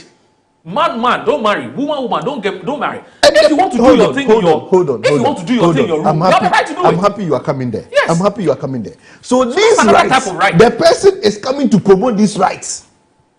Which is man marry. That is man marry, woman marry. Rights. Those are their rights. They have right to marry. They have right to sleep with whoever they want to sleep with. They have right to sleep with dog. They have right to sleep with cat. That is the promotion. He's coming to promote that right. I get it. But the impression I have, or what I'm actually thinking is that don't think. These are no. It's based on what you just read, and based on what I've also looked at. And I'm looking at rights from the angle of don't kill the person. Oh, get it. The person has a right to live. You see, nobody. So Ghana, hold on. Nobody is talking about killing them. No. But you know why? Hold on. You know what the bill has been? You know what the bill is of Parliament? Which bill? We're talking about the bill. I've read the bill. Yes, I know, and I'm saying that you know the philosophy underpinning it.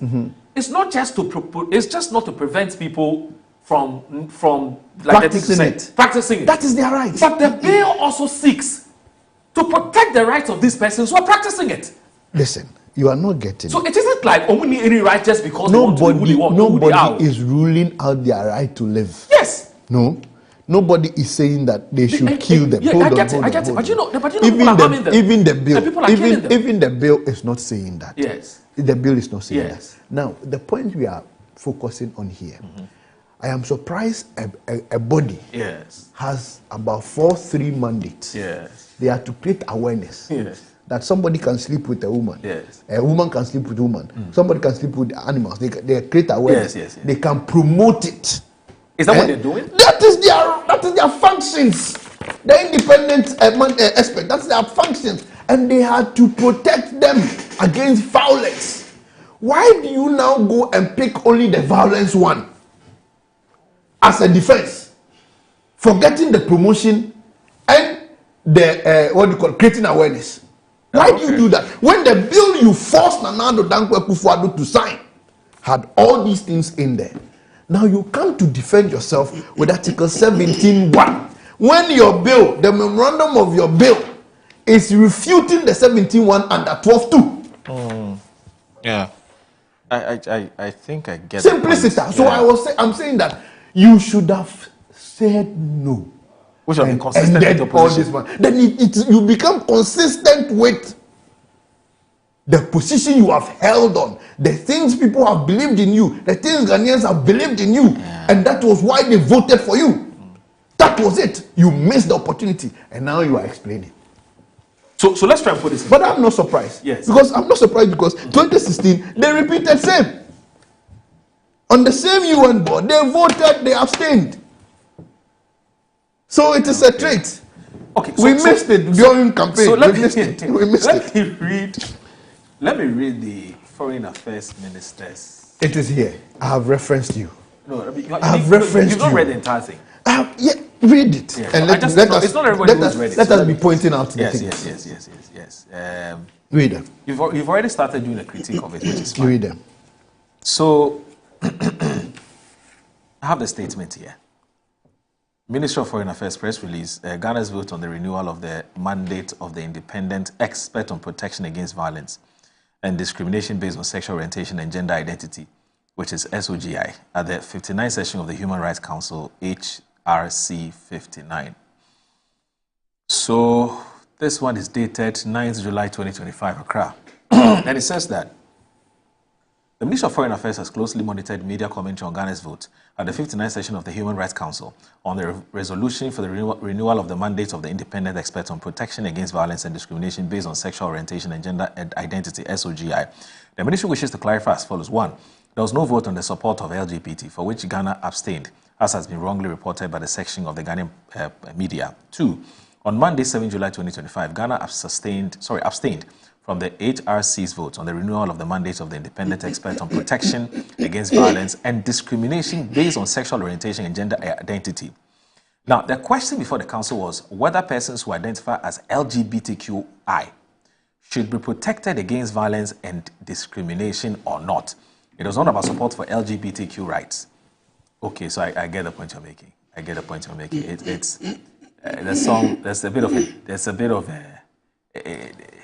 It's a bit misleading. Thank you. I get where you're coming from. So it says Ghana abstained in the vote to be consistent with Chapter 5, Article 17 of the 1992 Constitution, which specifically prohibits discrimination on the grounds of gender, race, color, ethnic origin, religion, creed, or social or economic status.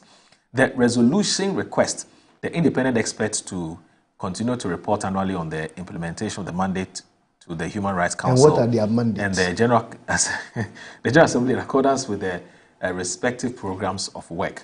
And let me read this final statement to basically end it. Actually, that's just final paragraph.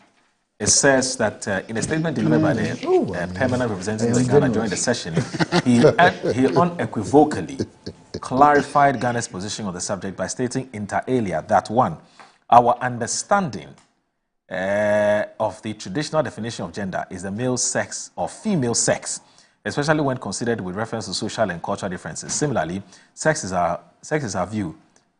our view refers to either of the two main categories, male and female, into which humans and most other living things are divided and used for statistical purpose and policy monitoring. The Ministry of Foreign Affairs is very mindful of the Ghanaian public's general opposition in the government's strong stance against the subject of LGBTQI rights and will not act in any manner to undermine this position. So, but that's the Foreign Affairs Ministry's understanding of what the vote was all about. That's the understanding. And that's why they took that decision. I am surprised.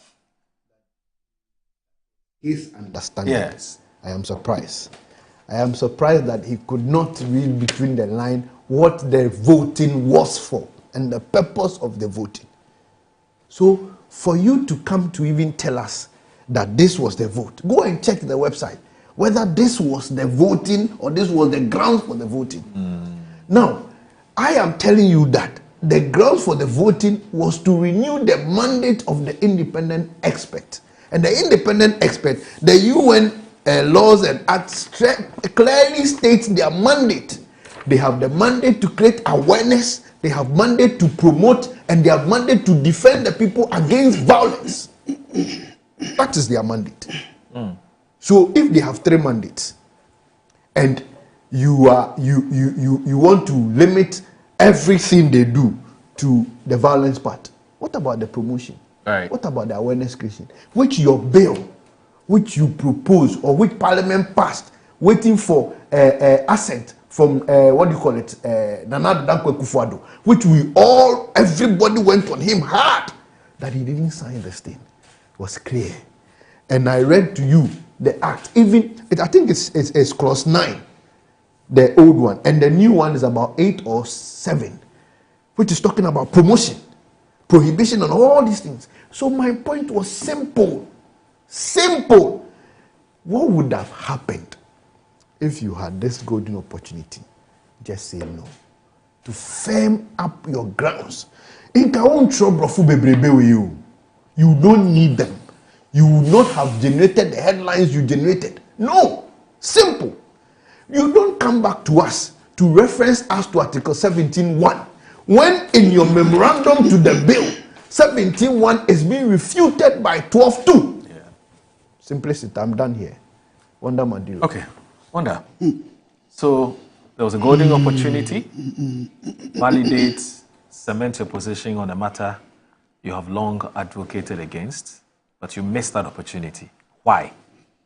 Well, the usual propaganda of the MPP is to create the impression, distort information, misinform the public, create the impression as though something untoward went on. And I'm going to take my time. I pray that you give me time to give you the proper background of all these issues. Okay. All right.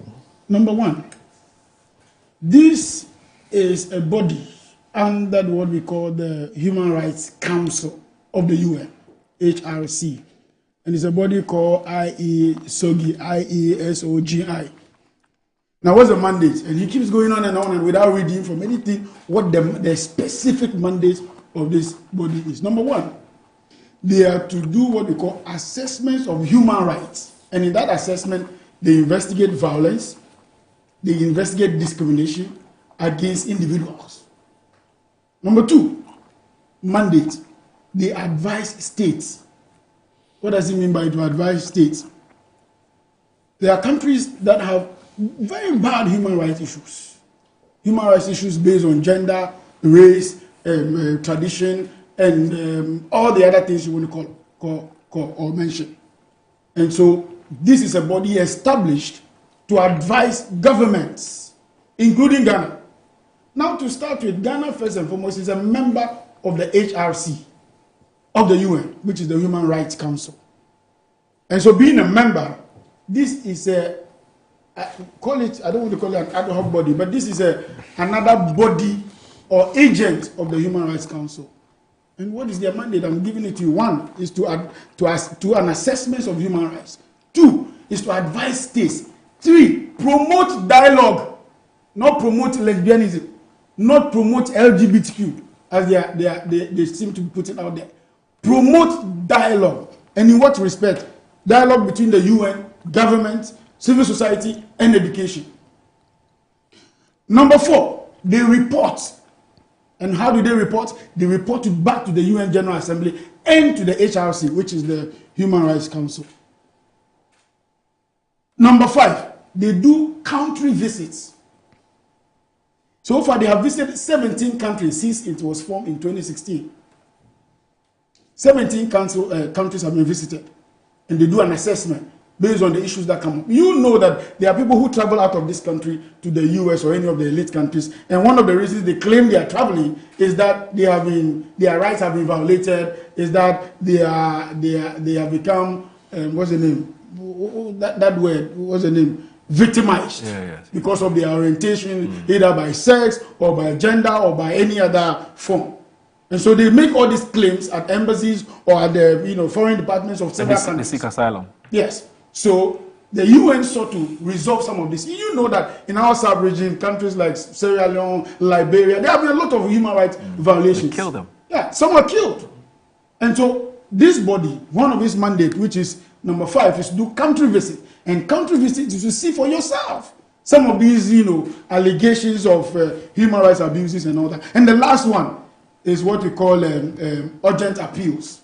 What are urgent appeals? Appeals to government, to the UN, and to the various states and individuals to live in a manner that does not hurt your neighbor. Protect the human rights of others, including yourself. So this is the mandate. Number 2, this is a body that was set up in 2016. And 2016 obviously under the NDC government. And in 2016, in setting up the body, the UN needed the endorsement of the countries under the ambit of the Human Rights Council, which were members. And in that vote, in creating this body, the NDC in 2016 abstained. Now, what does abstention mean? And it's as though the NPP think that we are all just, zombies and we don't understand what law is and what it is when they say abstention. He is in parliament. I have just been a student leader, and I know what abstention is, and I know what a yes vote is, and I know what a no is. Now, abstentions in law basically is to say that I was present, but I am not for, neither am I against. I am observing the process. Our abstentions are based on the quality of information you have. If I don't have information, it's better to remain silent. Like they come and pick you and they say that you have a right to remain silent, or whatever you say will be used against you in the court of law. It's the same thing. So when you abstain, it's as though you are quiet. It's as though you don't have enough information to take a decision. So you keep quiet. Right. But you will be counted as being present because a quorum has to be reached in order that the decision is taken. So to abstain is no error in law. To abstain is no crime in law. To abstain is a right to exercise when it comes to voting. Then we make progress. Now, this is a body, you will observe that from 2016 to date is somewhere 9 years. This is a body whose mandate is renewed after every 3 years. So in 2018, 2022, within that period, in 2022 specifically, and in 2016 we had Ambassador, what's his name, Sami Pesky Ediko. That was our permanent ambassador to the UN. Right. And he delivered the statement, and Ghana abstained under the NDC. In 2022, when this NPP government came to power, what did they do? What did they do? Not part no, of hold on. You were not part of what? Yes, check your records. Check your records. The mandate renewal is every 3 years. And that's what has just been done. Every 3 years. If you don't have the records, don't speak to it. Okay. And I'm giving you the records. So just listen to me and take your time and listen to what I'm telling you. In 2022, when they went back, first of all, the second renewal was in 2019. Again under Ambassador Pesky Sami Ediko. What did Ghana do? Ghana abstained again under Shelley Ayoko Botu. Okay. Ghana abstained in that vote for the extension. But do you know that by 2022, when Ghana went back again, Ghana actually voted yes to extend it under their tenure. Just around the same time we're talking about human rights law. Just around the same time we're talking about all the sexual, rights and all that, protection and all that stuff. They voted yes at the UN for the extension of this body. That was the last one. We are back in government. Our earlier position in 2016 was an abstention. So what has the government done by going to abstain in this regard? Now in 2016, we had when the mandate is given, there's a host country to the mandate. In 2016, we had somebody from Costa Rica, if I'm not mistaken. No, sorry, from Thailand. From Thailand. So Thailand hosted the 2016 creation of the body. One Vitit Muntabon, he was the one who was representing Thailand at the time. In 2019, the one who was there was Costa Rica. So Costa Rica hosted it. And we had Victor Madrigal Bolus. He was the one who was the representative at the time. Then in 2022, when they were in government and voted for this thing, it was Graham Reid from South Africa. And I think he's still at post on that matter. So the NPP's pretense over this matter is annoying. It's annoying because this is a government that when even our own parliament passed a bill in order to call it ban some of these activities, this is a government who had the audacity, the boldness, the effrontery to write to the speaker, stopping that bill from being served on the president, citing all kinds of claims of financial implications for the implementation of the bill and all that, and that it was a private member's bill. At what point did the NPP wake up to the realization that the creation of this body, which they endorsed in 2022, was wrong? Our position as a party, as a government, has always been to abstain. And that's what we did in 2016. And so coming back into government and doing it again in 2025 is no error. It's no error because that has been Ghana's position when it comes to such matters. Now he goes ahead to go to the constitution and quoted 12, and I'm going to go back to the 17. And in 17, what did the constitution say? 17:1. It says, all persons shall be equal before the law. All persons, race notwithstanding, gender notwithstanding, height notwithstanding, color notwithstanding, shall be equal before the law. 2. 17:2 says that a person shall not be discriminated against on the grounds of gender. And what does this body do? It's gender-based. 2. Race. 3. Color. 4. Ethnic origin. Religion, creed, or social or economic status. Now listen. 3 says, for the purpose of this article, discriminate means to give different treatment to different persons attributable only or mainly to their respective descriptions by race, place of origin, political opinions, color, gender, occupation, religion, or creed. What is the NPP telling us? As though they are the only ones who read the law. As though they are the only ones who understand the law. There was no vote at the UN that stated that, we want to have a body that will promote the gay rights. This body is not there to promote gay rights. They promote dialogue. And they clandestinely decided to remove the dialogue from the thing and say promotion of gay rights. How did that happen? At least for the fact that under our tenure or under the leadership of His Excellency John Dramani Mahama, we have stated clearly that our laws do not allow that. In fact, go back to the records that will speak for itself under President Mills. He said, never, that will happen under his tenure.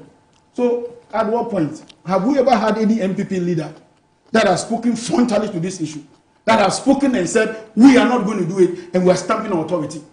When the former vice president of the US, in the person of this lady, what's the name of the former vice president under Joe Biden? What's her name? Oh, Kamala Harris. When Kamala Harris came to this country and visited the president at the office of the presidency, they desecrated that office.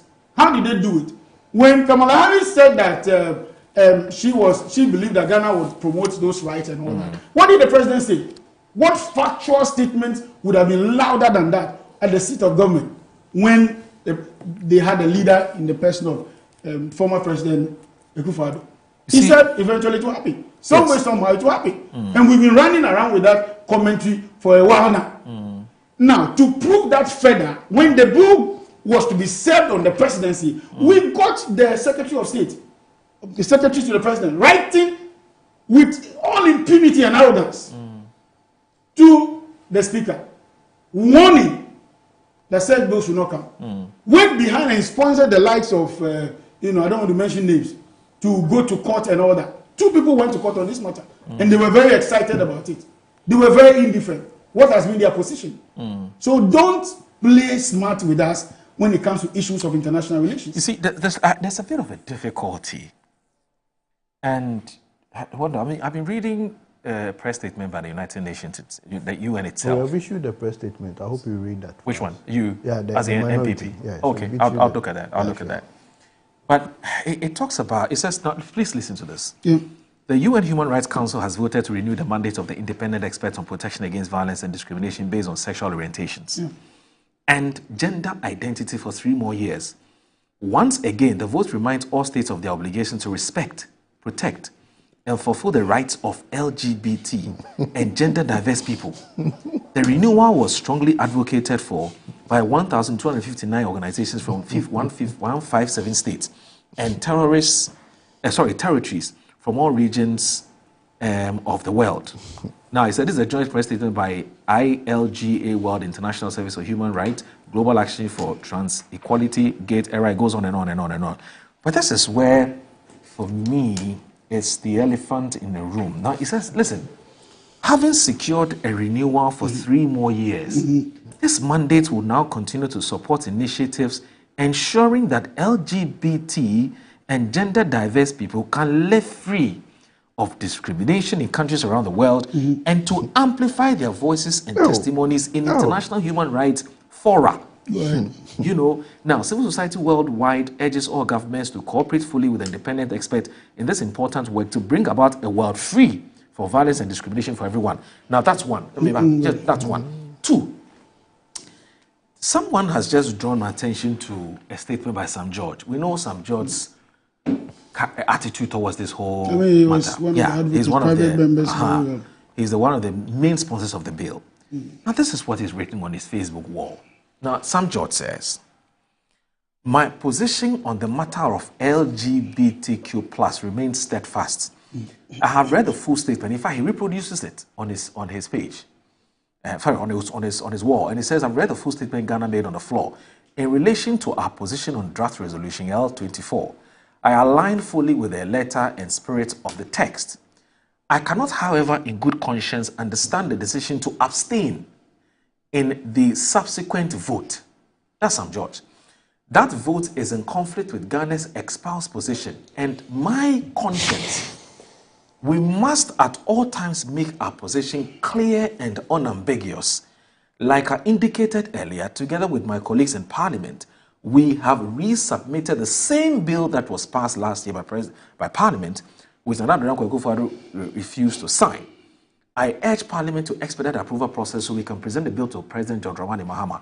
The innocence of Ghanaian children and the sanctity of our values cannot be traded for any considerations. Let truth and our conscience principles be our guiding light. And he reproduces the statement. I don't know who read the statement, but the person Okay, so there's I no. gave you a statement and you write. I don't know who read the statement. You read it. This is where you were quoting. So I think what I have done. I mean, what that is done is that he did a lot of time. I was just sitting. He did a lot of things. So that's some judges also understanding of what has happened, which is not exactly what you're saying. Exactly. These are connected. Yes. First and foremost, I have already stated to you that when this body was created in 2016, Ghana's position was to abstain. Yes.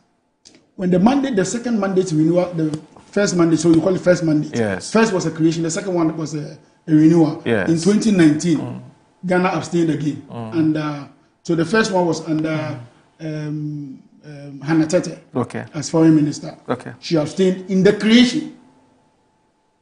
2, already because we are members of the HRC, which is the Human Rights Council. Right. In 2019, under Shelley Ayoko Botri, Ghana abstained again. I don't understand the pretense in this whole business. No way. Then in 2022, when the second renewal came, same under Shelley, this same group you just mentioned, the ILGA, was the same body that supported Shelley Ayoko Botri and her team to now support the creation and voted yes. Interesting. Are you getting what I'm saying? We are back in government in 2025. And we say our position on this matter hasn't changed. And what is our position? We abstain in the first creation of the mandate. I can understand some George, the passion with which he will discuss some of these issues. But these are international relations. These are international matters. These are matters that you are only privy to when you have counsel from the likes of those playing within the international space and diplomacy and politics and all that. And so I don't want to sit on this stage and assume that I know everything about this process. But I do know that public record will vindicate Ghana on this matter. That in the first creation we abstained. And now they are asking for the third mandate to extend, the third extension of their mandate. Ghana abstained again. Now how did abstainers equal to endorsement? Can we analyze this? How does abstinence, if I really want to endorse it, I'll just go yes. If I don't want it, I'll just go yes. Don't you if think I it would have looked better if we had said no? What does no, that we change? don't want the Do mandate. you know the vote margins? Let me give you the votes. In 2016, when it was created, 23 people voted yes, 18 people voted against, and 6 people abstained. We were amongst the 6 abstentions. In 2019, again, 27 people voted yes. The number has increased. From 23 that voted yes in the first creation. By 2019, 27 people now voted yes. 12 people voted against, 7 abstained. Had to abstain. Ghana was part of this again. In 2022, 23 people voted yes. It has dropped. 17 people voted against, and 7 abstention. And in this 17 that voted, in the 23 that voted yes, Ghana was part. In cahoot with the ILGA that you just mentioned in your write-up. Then back in 2015, 29 people voted yes. That they extend their mandate. 15 voted against. And Ghana did the abstention again, and we were 3 in that slot. What is all this pretense about? Ghana is endorsing homosexuality. Ghana is doing this and that. Don't you think that? Now, if you don't have a position, if you are not sure of your position, in a matter of this nature, you are now privy to the full details. But we know what our position when is. He was the president, when did this minister assume office? You mean when did the foreign minister assume office? I said Sam George. No, the foreign minister. When did he assume but he knows office? our position. No, hold on. When did he assume office? Knowing the country's position is not based on him. It's based on the constitutional provision under which he's operating. And that constitutional provision says that you cannot treat people, based on how good they look, what their gender is, what their race, what their ethnic balance. Everybody must be treated equal before the law. Article 17. All men are equal before the law. Then the other one talks about their protection of rights and all that. And I'm saying that the protection, the business of government in this space has always been the constitution. Not what what's the name? Not what the foreign minister feels or thinks. But in 2022, we were lobbied by this ILGA group in cahoot with this same MPP government, and they voted yes in endorsing it. You won't discuss this. You are busy talking about somebody who hasn't taken the decision and said, I'm waiting. Why would we wait anyway? We are waiting because the bill is now before Parliament, or is now going to Parliament, and that will spell out clearly our position. In the meantime, when we are not too sure whether, like they did, we actually passed a bill, it went to the president's office, they rejected it, sent it back to parliament, wrote a letter and all that. Yeah, but see, wonder, except to say, context matters. I agree. No, I'm saying that what was the NDC's position in opposition? That. Which was consistent with. For which reason a bill was sponsored? Yes. In league with certain persons, in conjunction with certain persons of parliament. We saw what happened to the bill, and another did not sign. Yes. All the other, So currently, what's the position? No. I want to believe the position is the same. No. And the position is not based on your advocacy. No, the position is based on law. No, I get it. There is no law right now. But that is what you see. The bill which we're currently sponsoring is meant to deal or to bring clarity on some issues that for some people are a bit vague as far as the constitution is concerned. Exactly. And I'm saying that if you listen to the narrative prior to the 2024 elections, the narrative which the NDC has been very consistent with, which is that if you are so and so person, don't do it. We want to use the bill we are sponsoring in parliament to discourage you from doing it. And if you do it, there are consequences. Now, I'm saying that we have an international forum. An international forum has a body that does certain things that we do not believe. I do not sitting here. Would inure to the benefit of persons who are sponsoring this bill, and I want to believe Ghanaians, in the entirety or the entire Ghanaian, population. And we're saying that this independent body and what they do, per my readings of, what their mandate is. Why do we say we are non-aligned when it comes to whether we should extend their mandate or not? When we know what their mandate will do. No, Moro. You actually gave an answer to what you just said. And I said it clearly. So do we like what the independent body are doing? Just hold on. I am saying that, do we have a law at the moment? No, we do. What is the constitution? And what's the constitution? Yeah, we know what the constitution. Don't discriminate. Yeah, don't discriminate. Yes, whether religion, blah, blah, blah, blah. We know all Good. of that. So don't discriminate is the position. Yes. And what is the role of this job? This independent body right now? Their role is what? It's to listen, to make sure that you don't discriminate against persons who are engaged in ABCD. And I'm saying that their job is not only LGBTQ. I get that. But I'm saying what is in contention now? And I'm coming. Then you listen to me. Then I'm saying that what is in contention now is the extension of their mandate. Yes. And Ghana says, on this particular issue, at this moment, I do not even have a law that puts clarity on my constitutional provisions. That law, the MPP government refused to pass. Do you need a law to state your opinion? Hold on. So I decided that let me abstain. Yes. Now, which would have been better for you? That I go against it, I go for it. Which one would have been better? No, Now, whether you voted yes, or you voted no, or you voted abstention, it's the question of law. It's the question of your right that is being exercised. Until I have a backing, until I have a proper backing, which is the law, that states explicitly that we do not support this. But we are not in cahoots with this. What can I do? There is a law. There's the constitution. But there's also the culture of the people. I agree. We know what, generally speaking, our people want. Yes. And what they do not want. Yes, but that's not the law. What they want and what do they want, they don't want. It's not the law. The law remains the law. And that everybody must be protected as we speak. Yes. Until you give clarity to that law that says that, hey, henceforth, some of you guys can't be protected any longer. You don't have a position.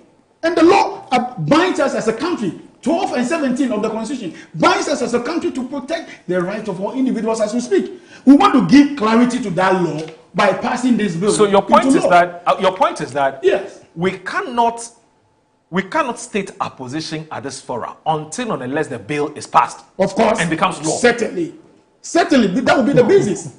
It's not based on your assumption or what you feel, what you think. Yes, in opposition, we are advocated for opposition, but has that position become law? You get it? No, he doesn't disagree with you. What he's saying is that to me, it is our position not today until the law is passed. You need the law. Wonder you've done enough. I think you've done enough. No, you disagree with him. He that too. No, he's doing politics. So the way you want to fire, let me hold on small. You want to fire too much, so you relax a lot. Just give me 1 minute. Give me 1 minute. This is Good Morning Ghana.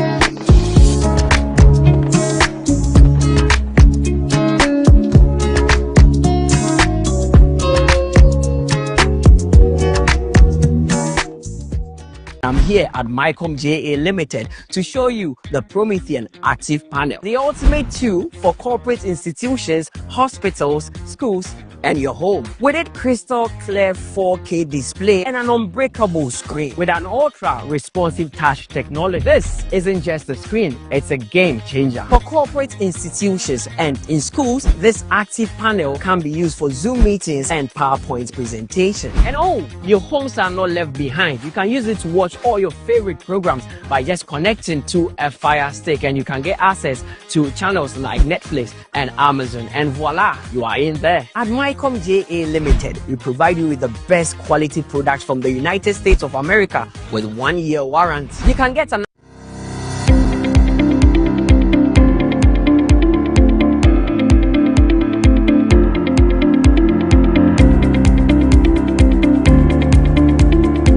Ebusiafo ye mama kwaba eba Children's Palace. Nkwala nyema nyina fie enyi.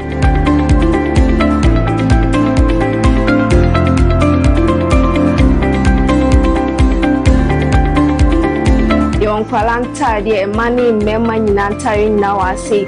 Yonkwala shoes, yonkwala duane, yonkwala wipes, yonkwala diapers, yonkwala toys, baby cot. In fact, bibia opama omanyina obenye biwa ase.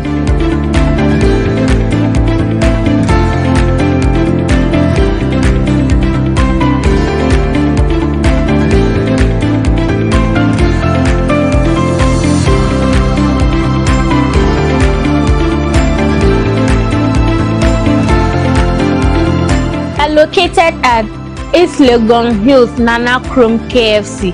Contact us on 059 6377 172. Children's Palace. Happy children, happy fashion. See you soon. Bye bye.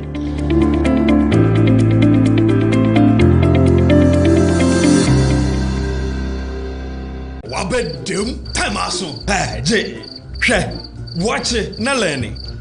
Missy, watch and learn. Mekwaya mabesisia. Abozege. Akache say no ya konate and the more drink woman. Hey. But I tell me.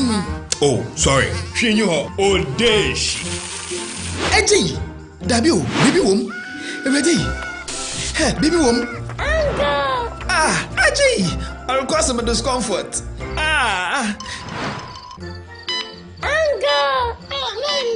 Sorry, well, uncle, where would the dad? Why your funeral? At your phone for Aerofield Trading. Sorry, it killed them all. No mum share nanda daya was mosquito call esudu womunumu. Na say spray with them sir. Try sima edronum ansana ko dynamo. And Kratoi FDA Ajatum.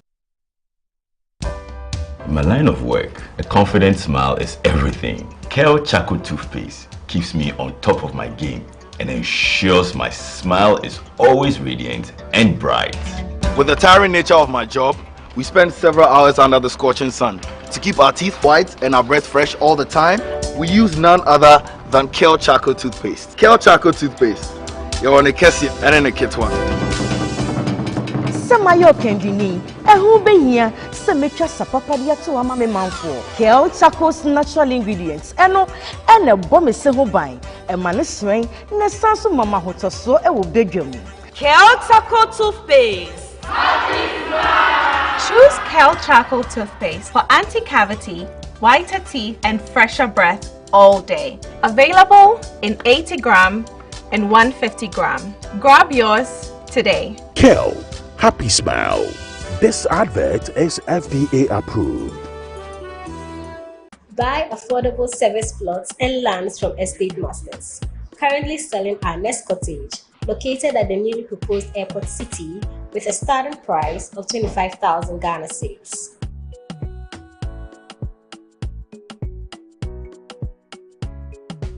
We also have Palm Hills, located at Panfukro in the Gomwa East District, also with a starting price of 15,000 Ghana cedis.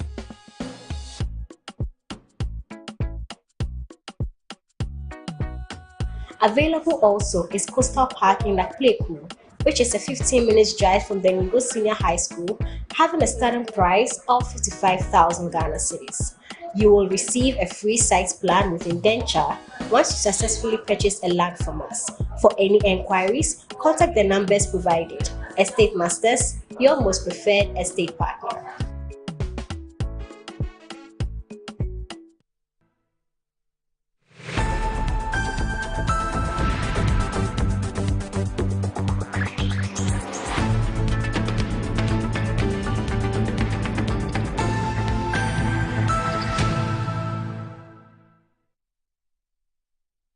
So you're live on Good Morning Ghana on Metro Television.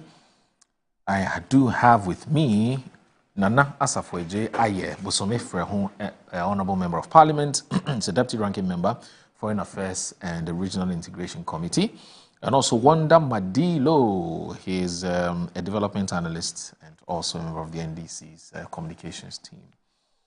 So I read a statement by the Foreign Affairs Ministry on the in its quest to clarify the position on this UNHCR matter, and there's also the press statement by the minority, which I'm going to read. I can't read everything because about five paragraphs or so, but I read what I believe are the relevant portions. So it says the Ministry's caucus on the Foreign Affairs Committee of Parliament has taken note of Ghana's decision to abstain from a vote involving the LGBTQ community in the ninth session of the Human Rights Council HRC 59 held at the United Nations office in Geneva, Switzerland. In a press statement issued by the Ministry of Foreign Affairs on the matter, the caucus notes with regret the government's double standards on the issue of LGBTQ and the ministry's attempt to rationalize such double standards.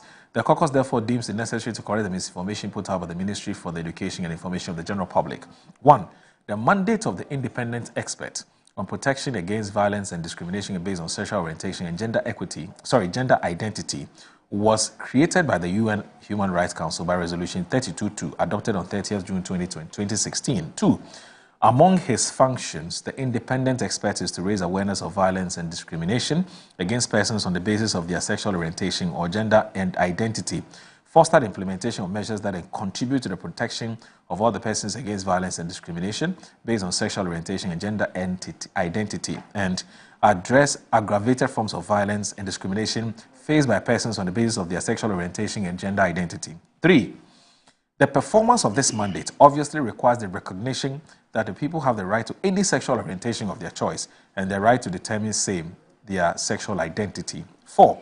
Indeed, in his 12 July 2018 report submitted to the 73rd UN General Assembly, the independent expert states, the notion that human beings are born male or female is a preconception that must be challenged if all humankind is to enjoy human rights. That's paragraph 6. He therefore recommended that states take measures to enact laws and legislations that provide marriage equality to trans people on an equal basis with other persons. That's paragraph 78A. And enact gender recognition systems concerning the right of trans persons to change their name and gender markers on identification documents. It is for this reason that in 2016, several countries, and particularly almost all the African countries on the Human Rights Council at the time, including Algeria, Nigeria, Togo, Ivory Coast, Ethiopia, Morocco, Burundi, Congo, and Kenya, voted against the resolution creating the mandate of the IESOGI. Regrettably, Ghana at the time, under the leadership of His Excellency President John Dramani, joined few other countries to abstain from the vote. Under Resolution 32-2, the mandate of the IESOGI was to be for a period of 3 years. At the end of this initial mandate, however, it was extended to June 2019 by Resolution 41-18 for another 3 years, and subsequently in July 2022 by Resolution 50-10 for another 3 years, which expired in July 2025. It is important to state that Ghana was not a member of the Council between 2019 and 2022, and thus did not vote on the resolution extending the mandate. 7. Ghana returned to the Human Rights Council in January 2024 and had the opportunity at the 59th session of the Council to make a statement in respect of her position on LGBTQ plus. Through the vote on the resolution to extend the mandate of the IESOGI, but again chose to abstain. The statement by the Ministry of Foreign Affairs that the question before the Council was whether persons who identify as LGBTQI should be protected against violence and discrimination or not is totally false. The question before the Council was whether to extend the mandate of the independent experts, SOGI, which had ended, for him to continue performing, the functions above, which invariably includes the promotion of LGBTQ. Now, it cannot be the case that the several countries who have consistently voted against the mandate support violence or discrimination against the LGBTQ community, they oppose LGBT simpliciter. It cannot also be correct that Ghana abstained from the vote because of Chapter 5 of the Constitution. Nothing in Chapter 17 or Article 17 of the Constitution cited by the Ministry supports individual choice of sexual orientation or gender identity. Indeed, Article 12 of the Constitution is clear that the fundamental human rights enshrined in the Constitution are subject to public interest. 12, and I'll end with this. It is important to state that what the international community calls discrimination against LGBTQ includes laws that criminalize LGBTQ activities such as the promotion of proper human sexual rights and Ghanaian family values bill, which the government now, then in the position, championed and promised to sign into law when elected into office. It is laws like these that the IESOGI is established to help prevent. In the 17th April 2025 reports presented to the Human Rights Council, for instance, the IESOGI urges that states shall end the practice of de jure and de facto criminalization. And the statement continues, I think there are 2 more paragraphs to go. But I guess that the point has been made in this statement. Yeah. Okay. That the Kufuor government and the MPP party has suffered whatever decision that there was or there is, not signing or assenting to this bill. We have. In fact, the whole of the elections was centered on that bill. I was in Assin, the by-elections. The whole by-election of Assin Jokwesi was centered on this bill. Yeah. So the NDC made a lot of capital. Now you are in power, you are in government. You have every right to sign this bill within days. Ahmad, do you know when the Gold Board bill was presented to Parliament? Right. It was presented to Parliament, and just one day. Okay. It took them throughout the night to work on the bill. Right. For the president to assent to the bill the following day. One day. Tax and other bills come to Parliament under certificate of urgency. So what defense again? What defense again do you have to stay or not to pass this bill? You don't have any defense. So please, the explanation or the matter of going back to Kufuor is past and gone. Kufuor lost the MPP lost the elections. You won the elections on the back of this LGBT thing. So prove it. Number 2, you see, he's just like we did. He's running to the defense of the law. And I have said it clearly here that you don't even quote Article 17(1) to me, 21(1) to anybody, because the 12(2) is clear. And if you permit me, I will read so that the defense the minister is putting here is moot. So every person in Ghana, whether his race, place of origin, political opinion, color, religion, creed, or gender, shall be entitled to the fundamental human right and freedom of the individual contained in this chapter, but subject to respect of the right and freedom of others and for public interest. So the defense in 17(1) is moot. You don't bring it. Again, for the minister to tell us that the question for which they voted was whether there should there should be a protection against violence and discrimination or not. It's a lie. That was not the question they voted on. So please, this whole defense is much ado about nothing. Again, let me state on record, and Wanda said it here, that I am quoting and referencing documents. This. This is the UN, the mandates, and I stated them clearly. I read them out to you clearly. Let me finish, and I will give it to you. You know, I'm generous with documents. I'll give it to you. Now, let it be on record, and you should cross-check.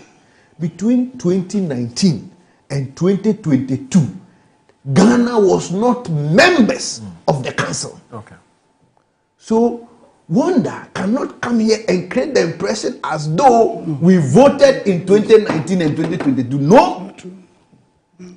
No. Because you're not even present. We were not even there. It's not true. So this matter, like I told you, you have grounds. We have a position. The country and the government have enjoyed a certain leverage on this matter. Prior to going to the council, there was a general uproar about the two gentlemen that was kissing and doing whatever they were doing, taking pictures and flaunting their sexual orientation here. Sexual orientation. You are the position to demonstrate to Ghanaians, to reaffirm. Look, Ghanaians would have even taken solace from the fact that you voted no, even when you have not passed the bill. They would have been comfortable. They would have renewed their mandate and confidence in President John Dramani Mahama. But you missed that opportunity. And you want to come and sit here and say all sorts of things, run for shelter in all the places, and create the impression as if we do not know what we are talking about. When in fact, truly so called, if for the document that every information is available to everybody. Okay.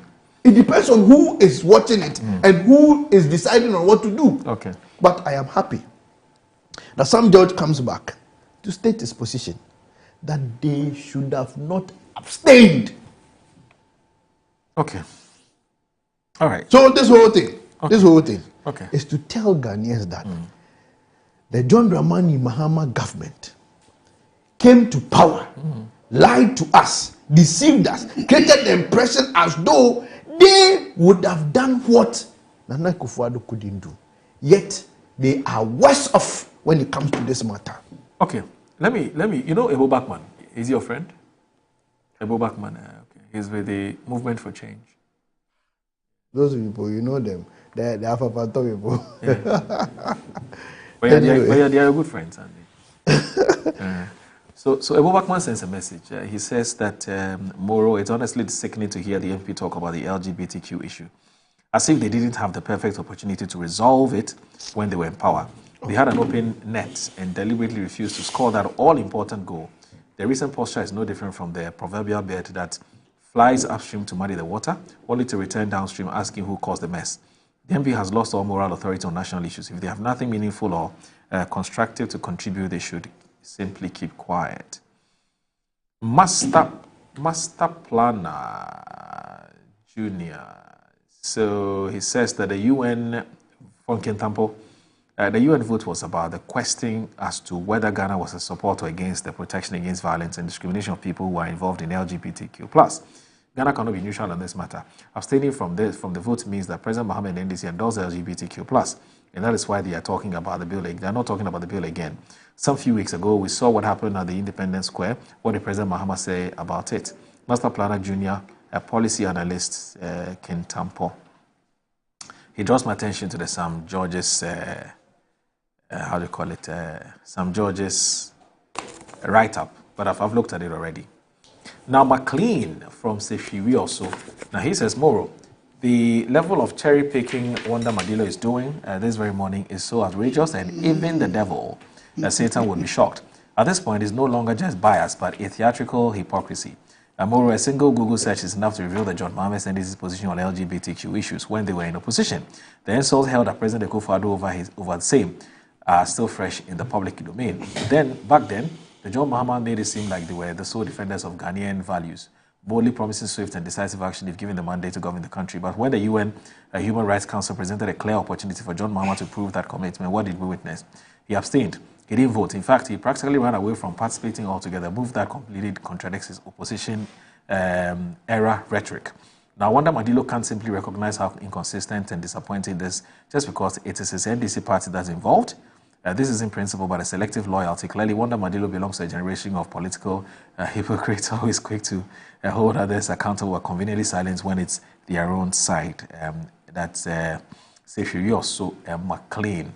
Now, Carlos from Ododo Dio says, good morning. Tell that MPP man that because of their falsehood they plotted, we no longer believe in them again.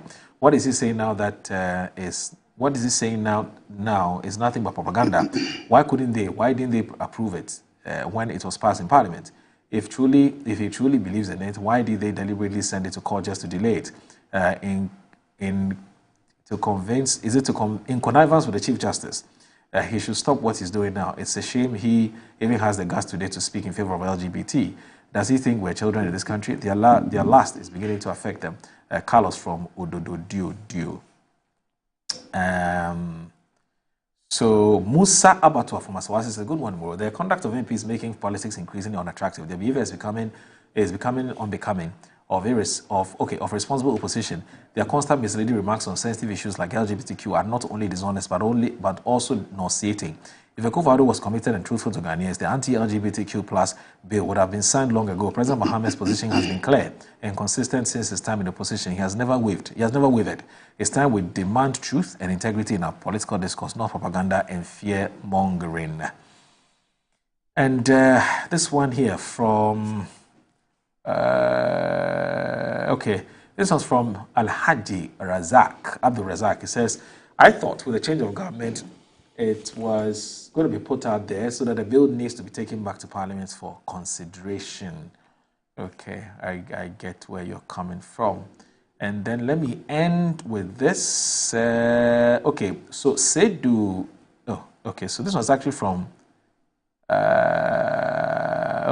right. So Sedu, I've looked at this already. All right. So I guess that... we'll have to move on because there's a lot to talk about this morning. We have only have some less than 20 minutes to look at perhaps two issues quickly.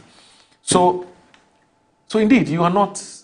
Nana, I wanted us to look at the visa matter, but I don't think that we have enough time. So let's end with Ablekuma North. Indeed, you are not participating in the Ablekuma North seat in the election. I don't currently know the state of the party or the position of the party now. Initially, I heard the General Secretary saying we would not participate in the process. There was a press conference and we will not participate in the process. I do not know whether that position still stands. But from here, I am moving to Ablekuma. I have been consistent in this matter. And my position is clear that if we will be truthful to ourselves as politicians, issues about elections will not be resolved in court. You know why? Because when we are done with the elections, the ballot box is open before all the members of the community. The votes cast are sorted before all the members of the community. The presiding officer there count in the presence of everybody. So you would even find members of the community supporting the count. So each and every polling station in this country, when you go there and you ask members of that polling station that what was the results we had in this area, they will tell you. They know. Go to Esiwa, they know. Go to Bobiem, they know. Go to Enyinasi, they know. Go to Dansu, they know. Go to Swayem, they know. Go to all the police stations. The members, they will tell you. What we do at the Electoral Commission Center is that we collate these numbers. So when the EC came to Parliament under the question or call from Honorable Dafiamekpo, Majority Chief Whip, to respond to these issues with Ablekuma, the EC took us through process and procedure, chronology of events, and told us what they had done, and was categorical that it has left with 3 polling stations. 3. Honorable Dafiamekpo asked again, do you think we need a rerun in Ablekuma? He said, no, we don't need a rerun in Ablekuma. What we need is the protection from the police so we can collect the result and declare. 3. From 3 police stations. 3. Now, the 3 police stations have moved to 9. 19, sorry, have moved to 19. What caused them? What the selection criteria is? I do not know. Look, if the Ghana police could not provide security for the protection and a collation of the 3 polling stations, you think they can provide security for the election of 19 polling stations? That is the question we should be asking ourselves. The EC couldn't, the police could not provide a police protection for the collation of 3 police stations. Yet they are capable of providing police security for the election of 19 police stations.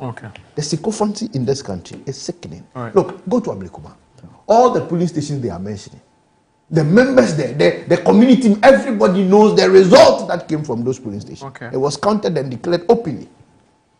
Look, the CI even says that you have to paste the results at the polling center. Yes. So why are we going back and forth on this Ablekuma issue? I don't know whether my party's position still stands. But if I am to advise Madame Ekwefrie, I would advise her to go. I would advise her to go into these elections. You think she should contest? I think she should.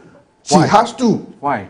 Because she has spent her money, her time, her energy. But your party says it's illegal. The process is illegal. Hold on. You see, when you are dealing with issues like this, let the party be dealing with the illegalities in court. And participate in the process. Because if the process ends and you were not part of it, I can bet you cannot get back to the process again. So be part of the process. Let us go through the process. Follow the process. Get involved. Go for the elections. Do everything you can. When you win, fair. When you don't win, no problem. Posterity will judge us. Everything that is happening today, I am taking copious records of them. Copious. I know one day the tables will turn, just like it has always been turning. And when it does, let nobody speak to issues that will come up, because we'll make reference to some of these things. And like I said, these things are brewing a certain recipe in future, that the one who has the muscles, who has the numbers, who has the security, who has the wherewithal, they will declare elections in this country. They will win elections in this country. Not what the ballot, not what the people will count at the polling station. Those ones don't matter. Because if this is how we are going to resolve the issues, then we are creating a certain path for distraction in future. Wanda, you have started campaigning. I've seen what's the name? What's something Orban? Yeah, Araba Orban. Yes, Araba. Yeah, she's already started campaigning. She's all over the place. She's in the market. You see, that's the video. You know, you fear nothing when it comes to elections when you are very sure of what you are doing. And this is a constituency they have always boasted. I'm even disappointed and shocked that the MPP is now afraid to go to a constituency they have claimed is one of their strongholds. At what point? At what point? At what point? Very simple. The EC has a mandate. And let's be fair, the MPP already have challenged, they've gone ahead to challenge the legitimacy of the decision taken by the Electoral Commission to rerun the elections in those areas. What were the issues? We are all aware of the antecedents leading to this issue. And what are the issues? Pink sheets that the EC did not have in their possession, but had scanned copies from the political parties. And in each case, and some of them they have it for only the MPP, in other cases, they have it for only the NDC. And you know the rancor and the acrimony that comes with this election, suspicion of each other and all that. And the EC took a decision that, hey, out of the 37 or so, 38 or so, we have been able to authenticate 18. It is left with 19. This 19, we are unable to authenticate. In order to play fair, very simple. If you want it before, you will win it again. So let's go back, rerun those elections so we can authenticate the pin sheet. They have 281 or so. 200 and something. It's 281. 81 polling stations in that place. 19 of them being rerun. It's only about 6% or so. Right. If I'm not mistaken. 6%, 6.7% of the entire votes to be recollated by way of a new election in those areas. And then we go ahead. So what is the fear about? Okay. Election, it's democracy is supposed to be. I want us to use the rest of the time. It is not You have already gone to the court. last 10 minutes. They are already gone to court. It is not about fear. And the court has made. No, it is not about fear. No, let me finish. It is about the court principle. has made No problem. pronouncements. It's about principle. No, that's fine. That's fine. Let him And once the court has made pronouncements, we make progress. Okay. This is a political person that believes so much in everything the EC does. And it looks to some of us as though they now believe that the EC can be manipulated. And I don't understand it. They're already calling for the removal of the Electoral Commission. When it suits they're not calling for the removal. They said they support. Yeah, they support. They support the removal of the Electoral Commission. When it suits for a political party that for the last time that they were in government supported the EC in every move, now calling for the removal of the EC. People are entitled to change their mind. Why? So they are entitled to change their mind. Why? What is that supposed to be? Somebody may like you today, tomorrow they don't like you. So they don't like the EC again. Tables have turned. You see, when you excuse me, let me use a very big thing. When you grow a monster in your house, assuming that it's a playmate or it's what's the name, a playmate or a pet. One day you get to realize that you are actually growing, a jungle, and perhaps that is what is happening to them. And we are disappointed that they don't want to participate. The campaign is on. Their participation or not does not invalidate the results. No, I mean that's come out of that place. There have been elections that the NDC has taken. I want us to talk about this visa thing. It's of what most important because you had a news conference. And let's talk about something else. I think you stated no, but you see, you've done that. The things is mentioned. Let's meet over there. I'm going there. The pink sheet, the scan copies. That was the exact thing that was used to declare Domi Kwabenya. That was the exact thing. They even went as far as picking tally sheets to declare Domi Kwabenya. You supported them. Okay, so now let's do this. Michael Kwe wrote a statement. He didn't support it. Let's use the rest of the 10 minutes. Let's use the rest of the 10 minutes. I'll split it 5 minutes each for the two of you. I think it's a straightforward matter. Now, I don't know how frequent you've been to the United States a few times. Yeah. How frequent you go there? Oh, not very frequent. I think I've been there only about four or five times. Okay. Nana, he goes there quite often. So. Nana is a big man. Yes. Nana, he goes there quite often. I'm not a big man. I think I have some programs there. So I'll be there 29th of this month. This month, okay. Yes, now, we're told the United States government has revised its visa policy. It's called the reciprocity policy for Ghana, limiting the duration number of entries permitted and the most non-immigrant visa classifications. According to the U.S. Department of State Bureau of Consular Affairs, holders of A-class visas, primarily diplomats and government officials, will continue to receive multiple entry visas with validity ranging from 24 to 60 months. Similarly, the KI visa issued to the foreign citizens, which is called a fiancé of a U.S. Citizen intending to marry within 90 days of arrival in the United States, and the Ketu visa granted to the unmarried dependent child under 21 years old of K1 visa holder are both single entry visas valid for a 6 months period. The K3 visa for the foreign citizen's spouse of U.S. citizen and the K4 visa for their unmarried dependent child under 21 old are both multiple entry visas valid for 24 months. All other visa applicants, including those applying for B-class visas which cover business and tourism travel, will now be issued single entry visas valid for just 3 months. The updated guidelines published under the U.S. visa 1, reciprocity and civil documents by country of Ghana also affect student visa applicants. F1 visa holders who are typically enrolled in full-time academic programs in the U.S. will now be issued visas that allow them for only 1 entry and expire after 3 months. Now, this marks a change from previous arrangements under which many Ghanaian travelers were eligible for multiple entry visas valid for 1 to 5 years. I don't know what has occasioned this. Nana, what do you know? So this is briefly, because we're only 8 minutes. Yes. This is 4 minutes each. Yes. This is a bit disturbing. Yeah. And the reasons are multifaceted. Okay. The reasons are multifaceted. I started sounding this warning long ago. Okay. When the U.S. gave us or brought their travel policy and placed Ghana on a red alert as a violence-prone area, I raised this matter that we need a high-level powered engagement with them. When there was the reciprocal tariffs, I raised this matter that, hey, the people are giving us a certain indication. Can we respond to them? I raised this matter. When there was the notification of intended ban, I still raised this matter. Look, the issues are multifaceted. Okay. And it has to do with the U.S. own reforms and own policy positions. Reciprocal. They feel that I will do to you what you do to me. And that is what we must quickly and timely intervene. So that we reach out to them, speak, engage with them, and come to terms to you see, sometimes you must come down and let the people know that, look, hey, you are a big brother. Don't treat a small brother like this. I agree.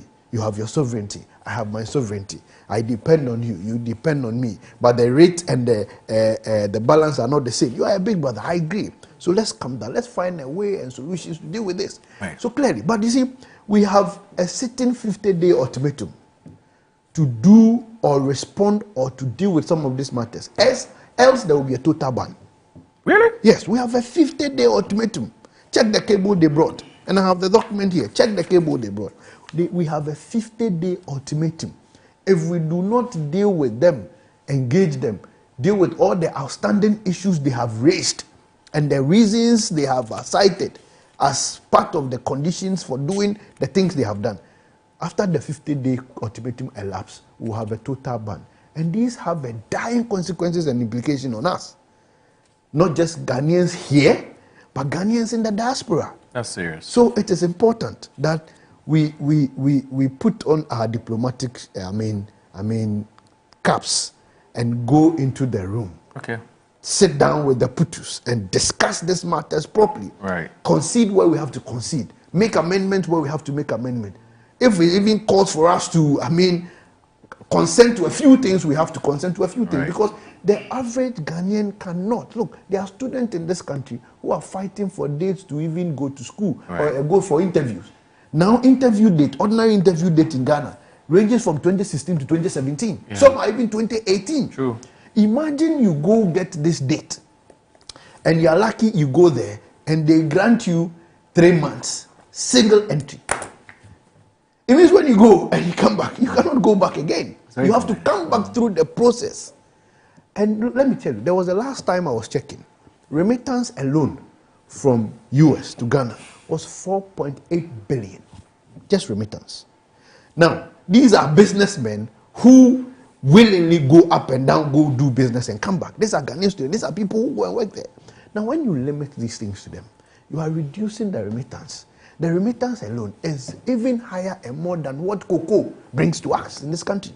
So please, let us not joke with this. That was why I was so worried when our minister, topmost diplomat, was engaging with the senator on that note. I felt that no, that was not the approach.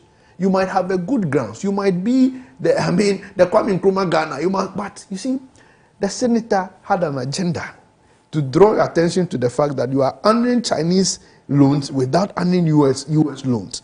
So revert your minds, bring the conversation to the US loans, and then you did the other one. Okay. So the senator came with a strategy, but our minister didn't go with a strategy. I think we need to deal with the US well. Quite recently, our relationship with them has not been that of the best. Okay. Wanda, you have just 4 minutes. The background. In 2015, in 2019 February, and this is a journey of how all these things came about. Okay. Sometimes we are quick to lay the blame on the doorstep of the sitting government. But this whole thing started in 2019, and I'm going to take you through it. In 2019, the US limits what we call visa limits because of deportation issues. Ghana always delays in deportation issues. For instance, if a Ghanaian is supposed to be deported from the US to Ghana, we take forever to do the process. The US felt that was wrong. And so what they did was that under the US section, the UN, their constitution, under section 243D of the US Immigration and Nationality Act, the US suspended the issuance of certain visas for Ghanaians, especially the A3 and the G5. And this belongs to domestic staff of diplomats. You now understand why the ban is very targeted towards high-ranking government officials. So people who live with Ghanaian diplomats abroad and all that had issues, and they had issues with the US government. Warnings were sent at that time. At that time, there were about 7,000 people that were delayed to be deported to Ghana because the embassy in the US wasn't cooperating with the US government, and they felt that was wrong. So they actually banned us for some 30 days. They banned us until January 16, 2020, and then the ban was lifted. In 2024, they restricted individuals undermining democracy. Remember when we were going to the elections, the US government issued a fiat that for all persons that were undermining democracy and all that, they were banning them from entering the US and all that. That was also another point. Then in 2025, we had the issue of visa overstays. Ghana had about 73% or so, we are told, of visa overstays. People who go to the US and they are not coming back. Personally, I went to the US. At one point, I went to the US about 12 people. By the time we were returning, only about 5 of us were coming back. I couldn't find all the others. You see, so indeed, these are worrying trends. And the least our government can do is to conscientize students who are traveling, because recently the restriction was against students as well, who are going on studies. They finish and they don't want to come back. Unfortunately, some of these people are having government sponsored, Get Fund sponsored, Scholarship Secretariat sponsored, GMPC Foundation sponsored, and all that. Here they don't come back. So these are worrying trends. I think that the US is just taking a decision to protect themselves. All right. So let me read this. I beg you. Our viewers also we need to bring them in. So Samuel Brian Wabe. From our worship. No. I wanted to. It's truly baffling that the Electoral Commission, after fairly declaring it would not conduct elections in the 3 disputed polling stations, has now reversed its position and decided to hold elections not only in those 3 but an additional 16 polling stations. The real question is this: if the police were unable to provide security for the collation of results from just 3 polling stations, how can they possibly guarantee security for elections and collation in 19? Something simply doesn't add up. Some of Brian Bob. And in fact, they are not adding the 3; they're adding 2 out of the 3. They claim that out of the 3, 1 has already been dealt with. Now, Kojo Chumbuafo says that classic MPP blaming Samuel Okudzeto, but asked the MPP MP whether Okudzeto is a foreign minister for Nigeria as well. Nigeria has the same problem.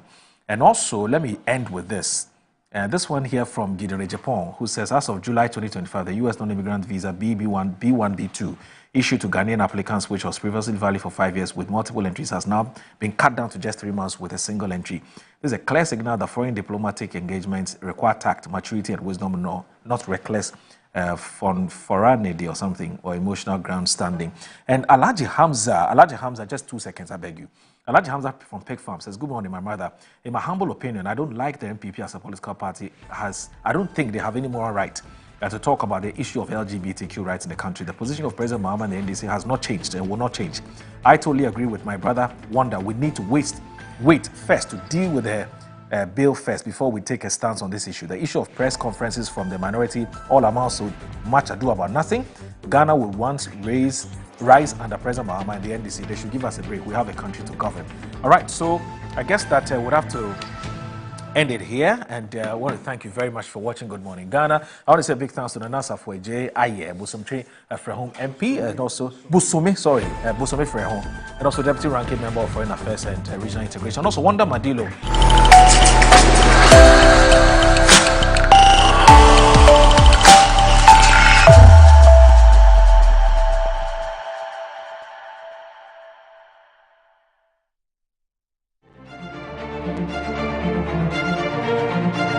Smart, bold, unapologetic. This is Annie Ampafo.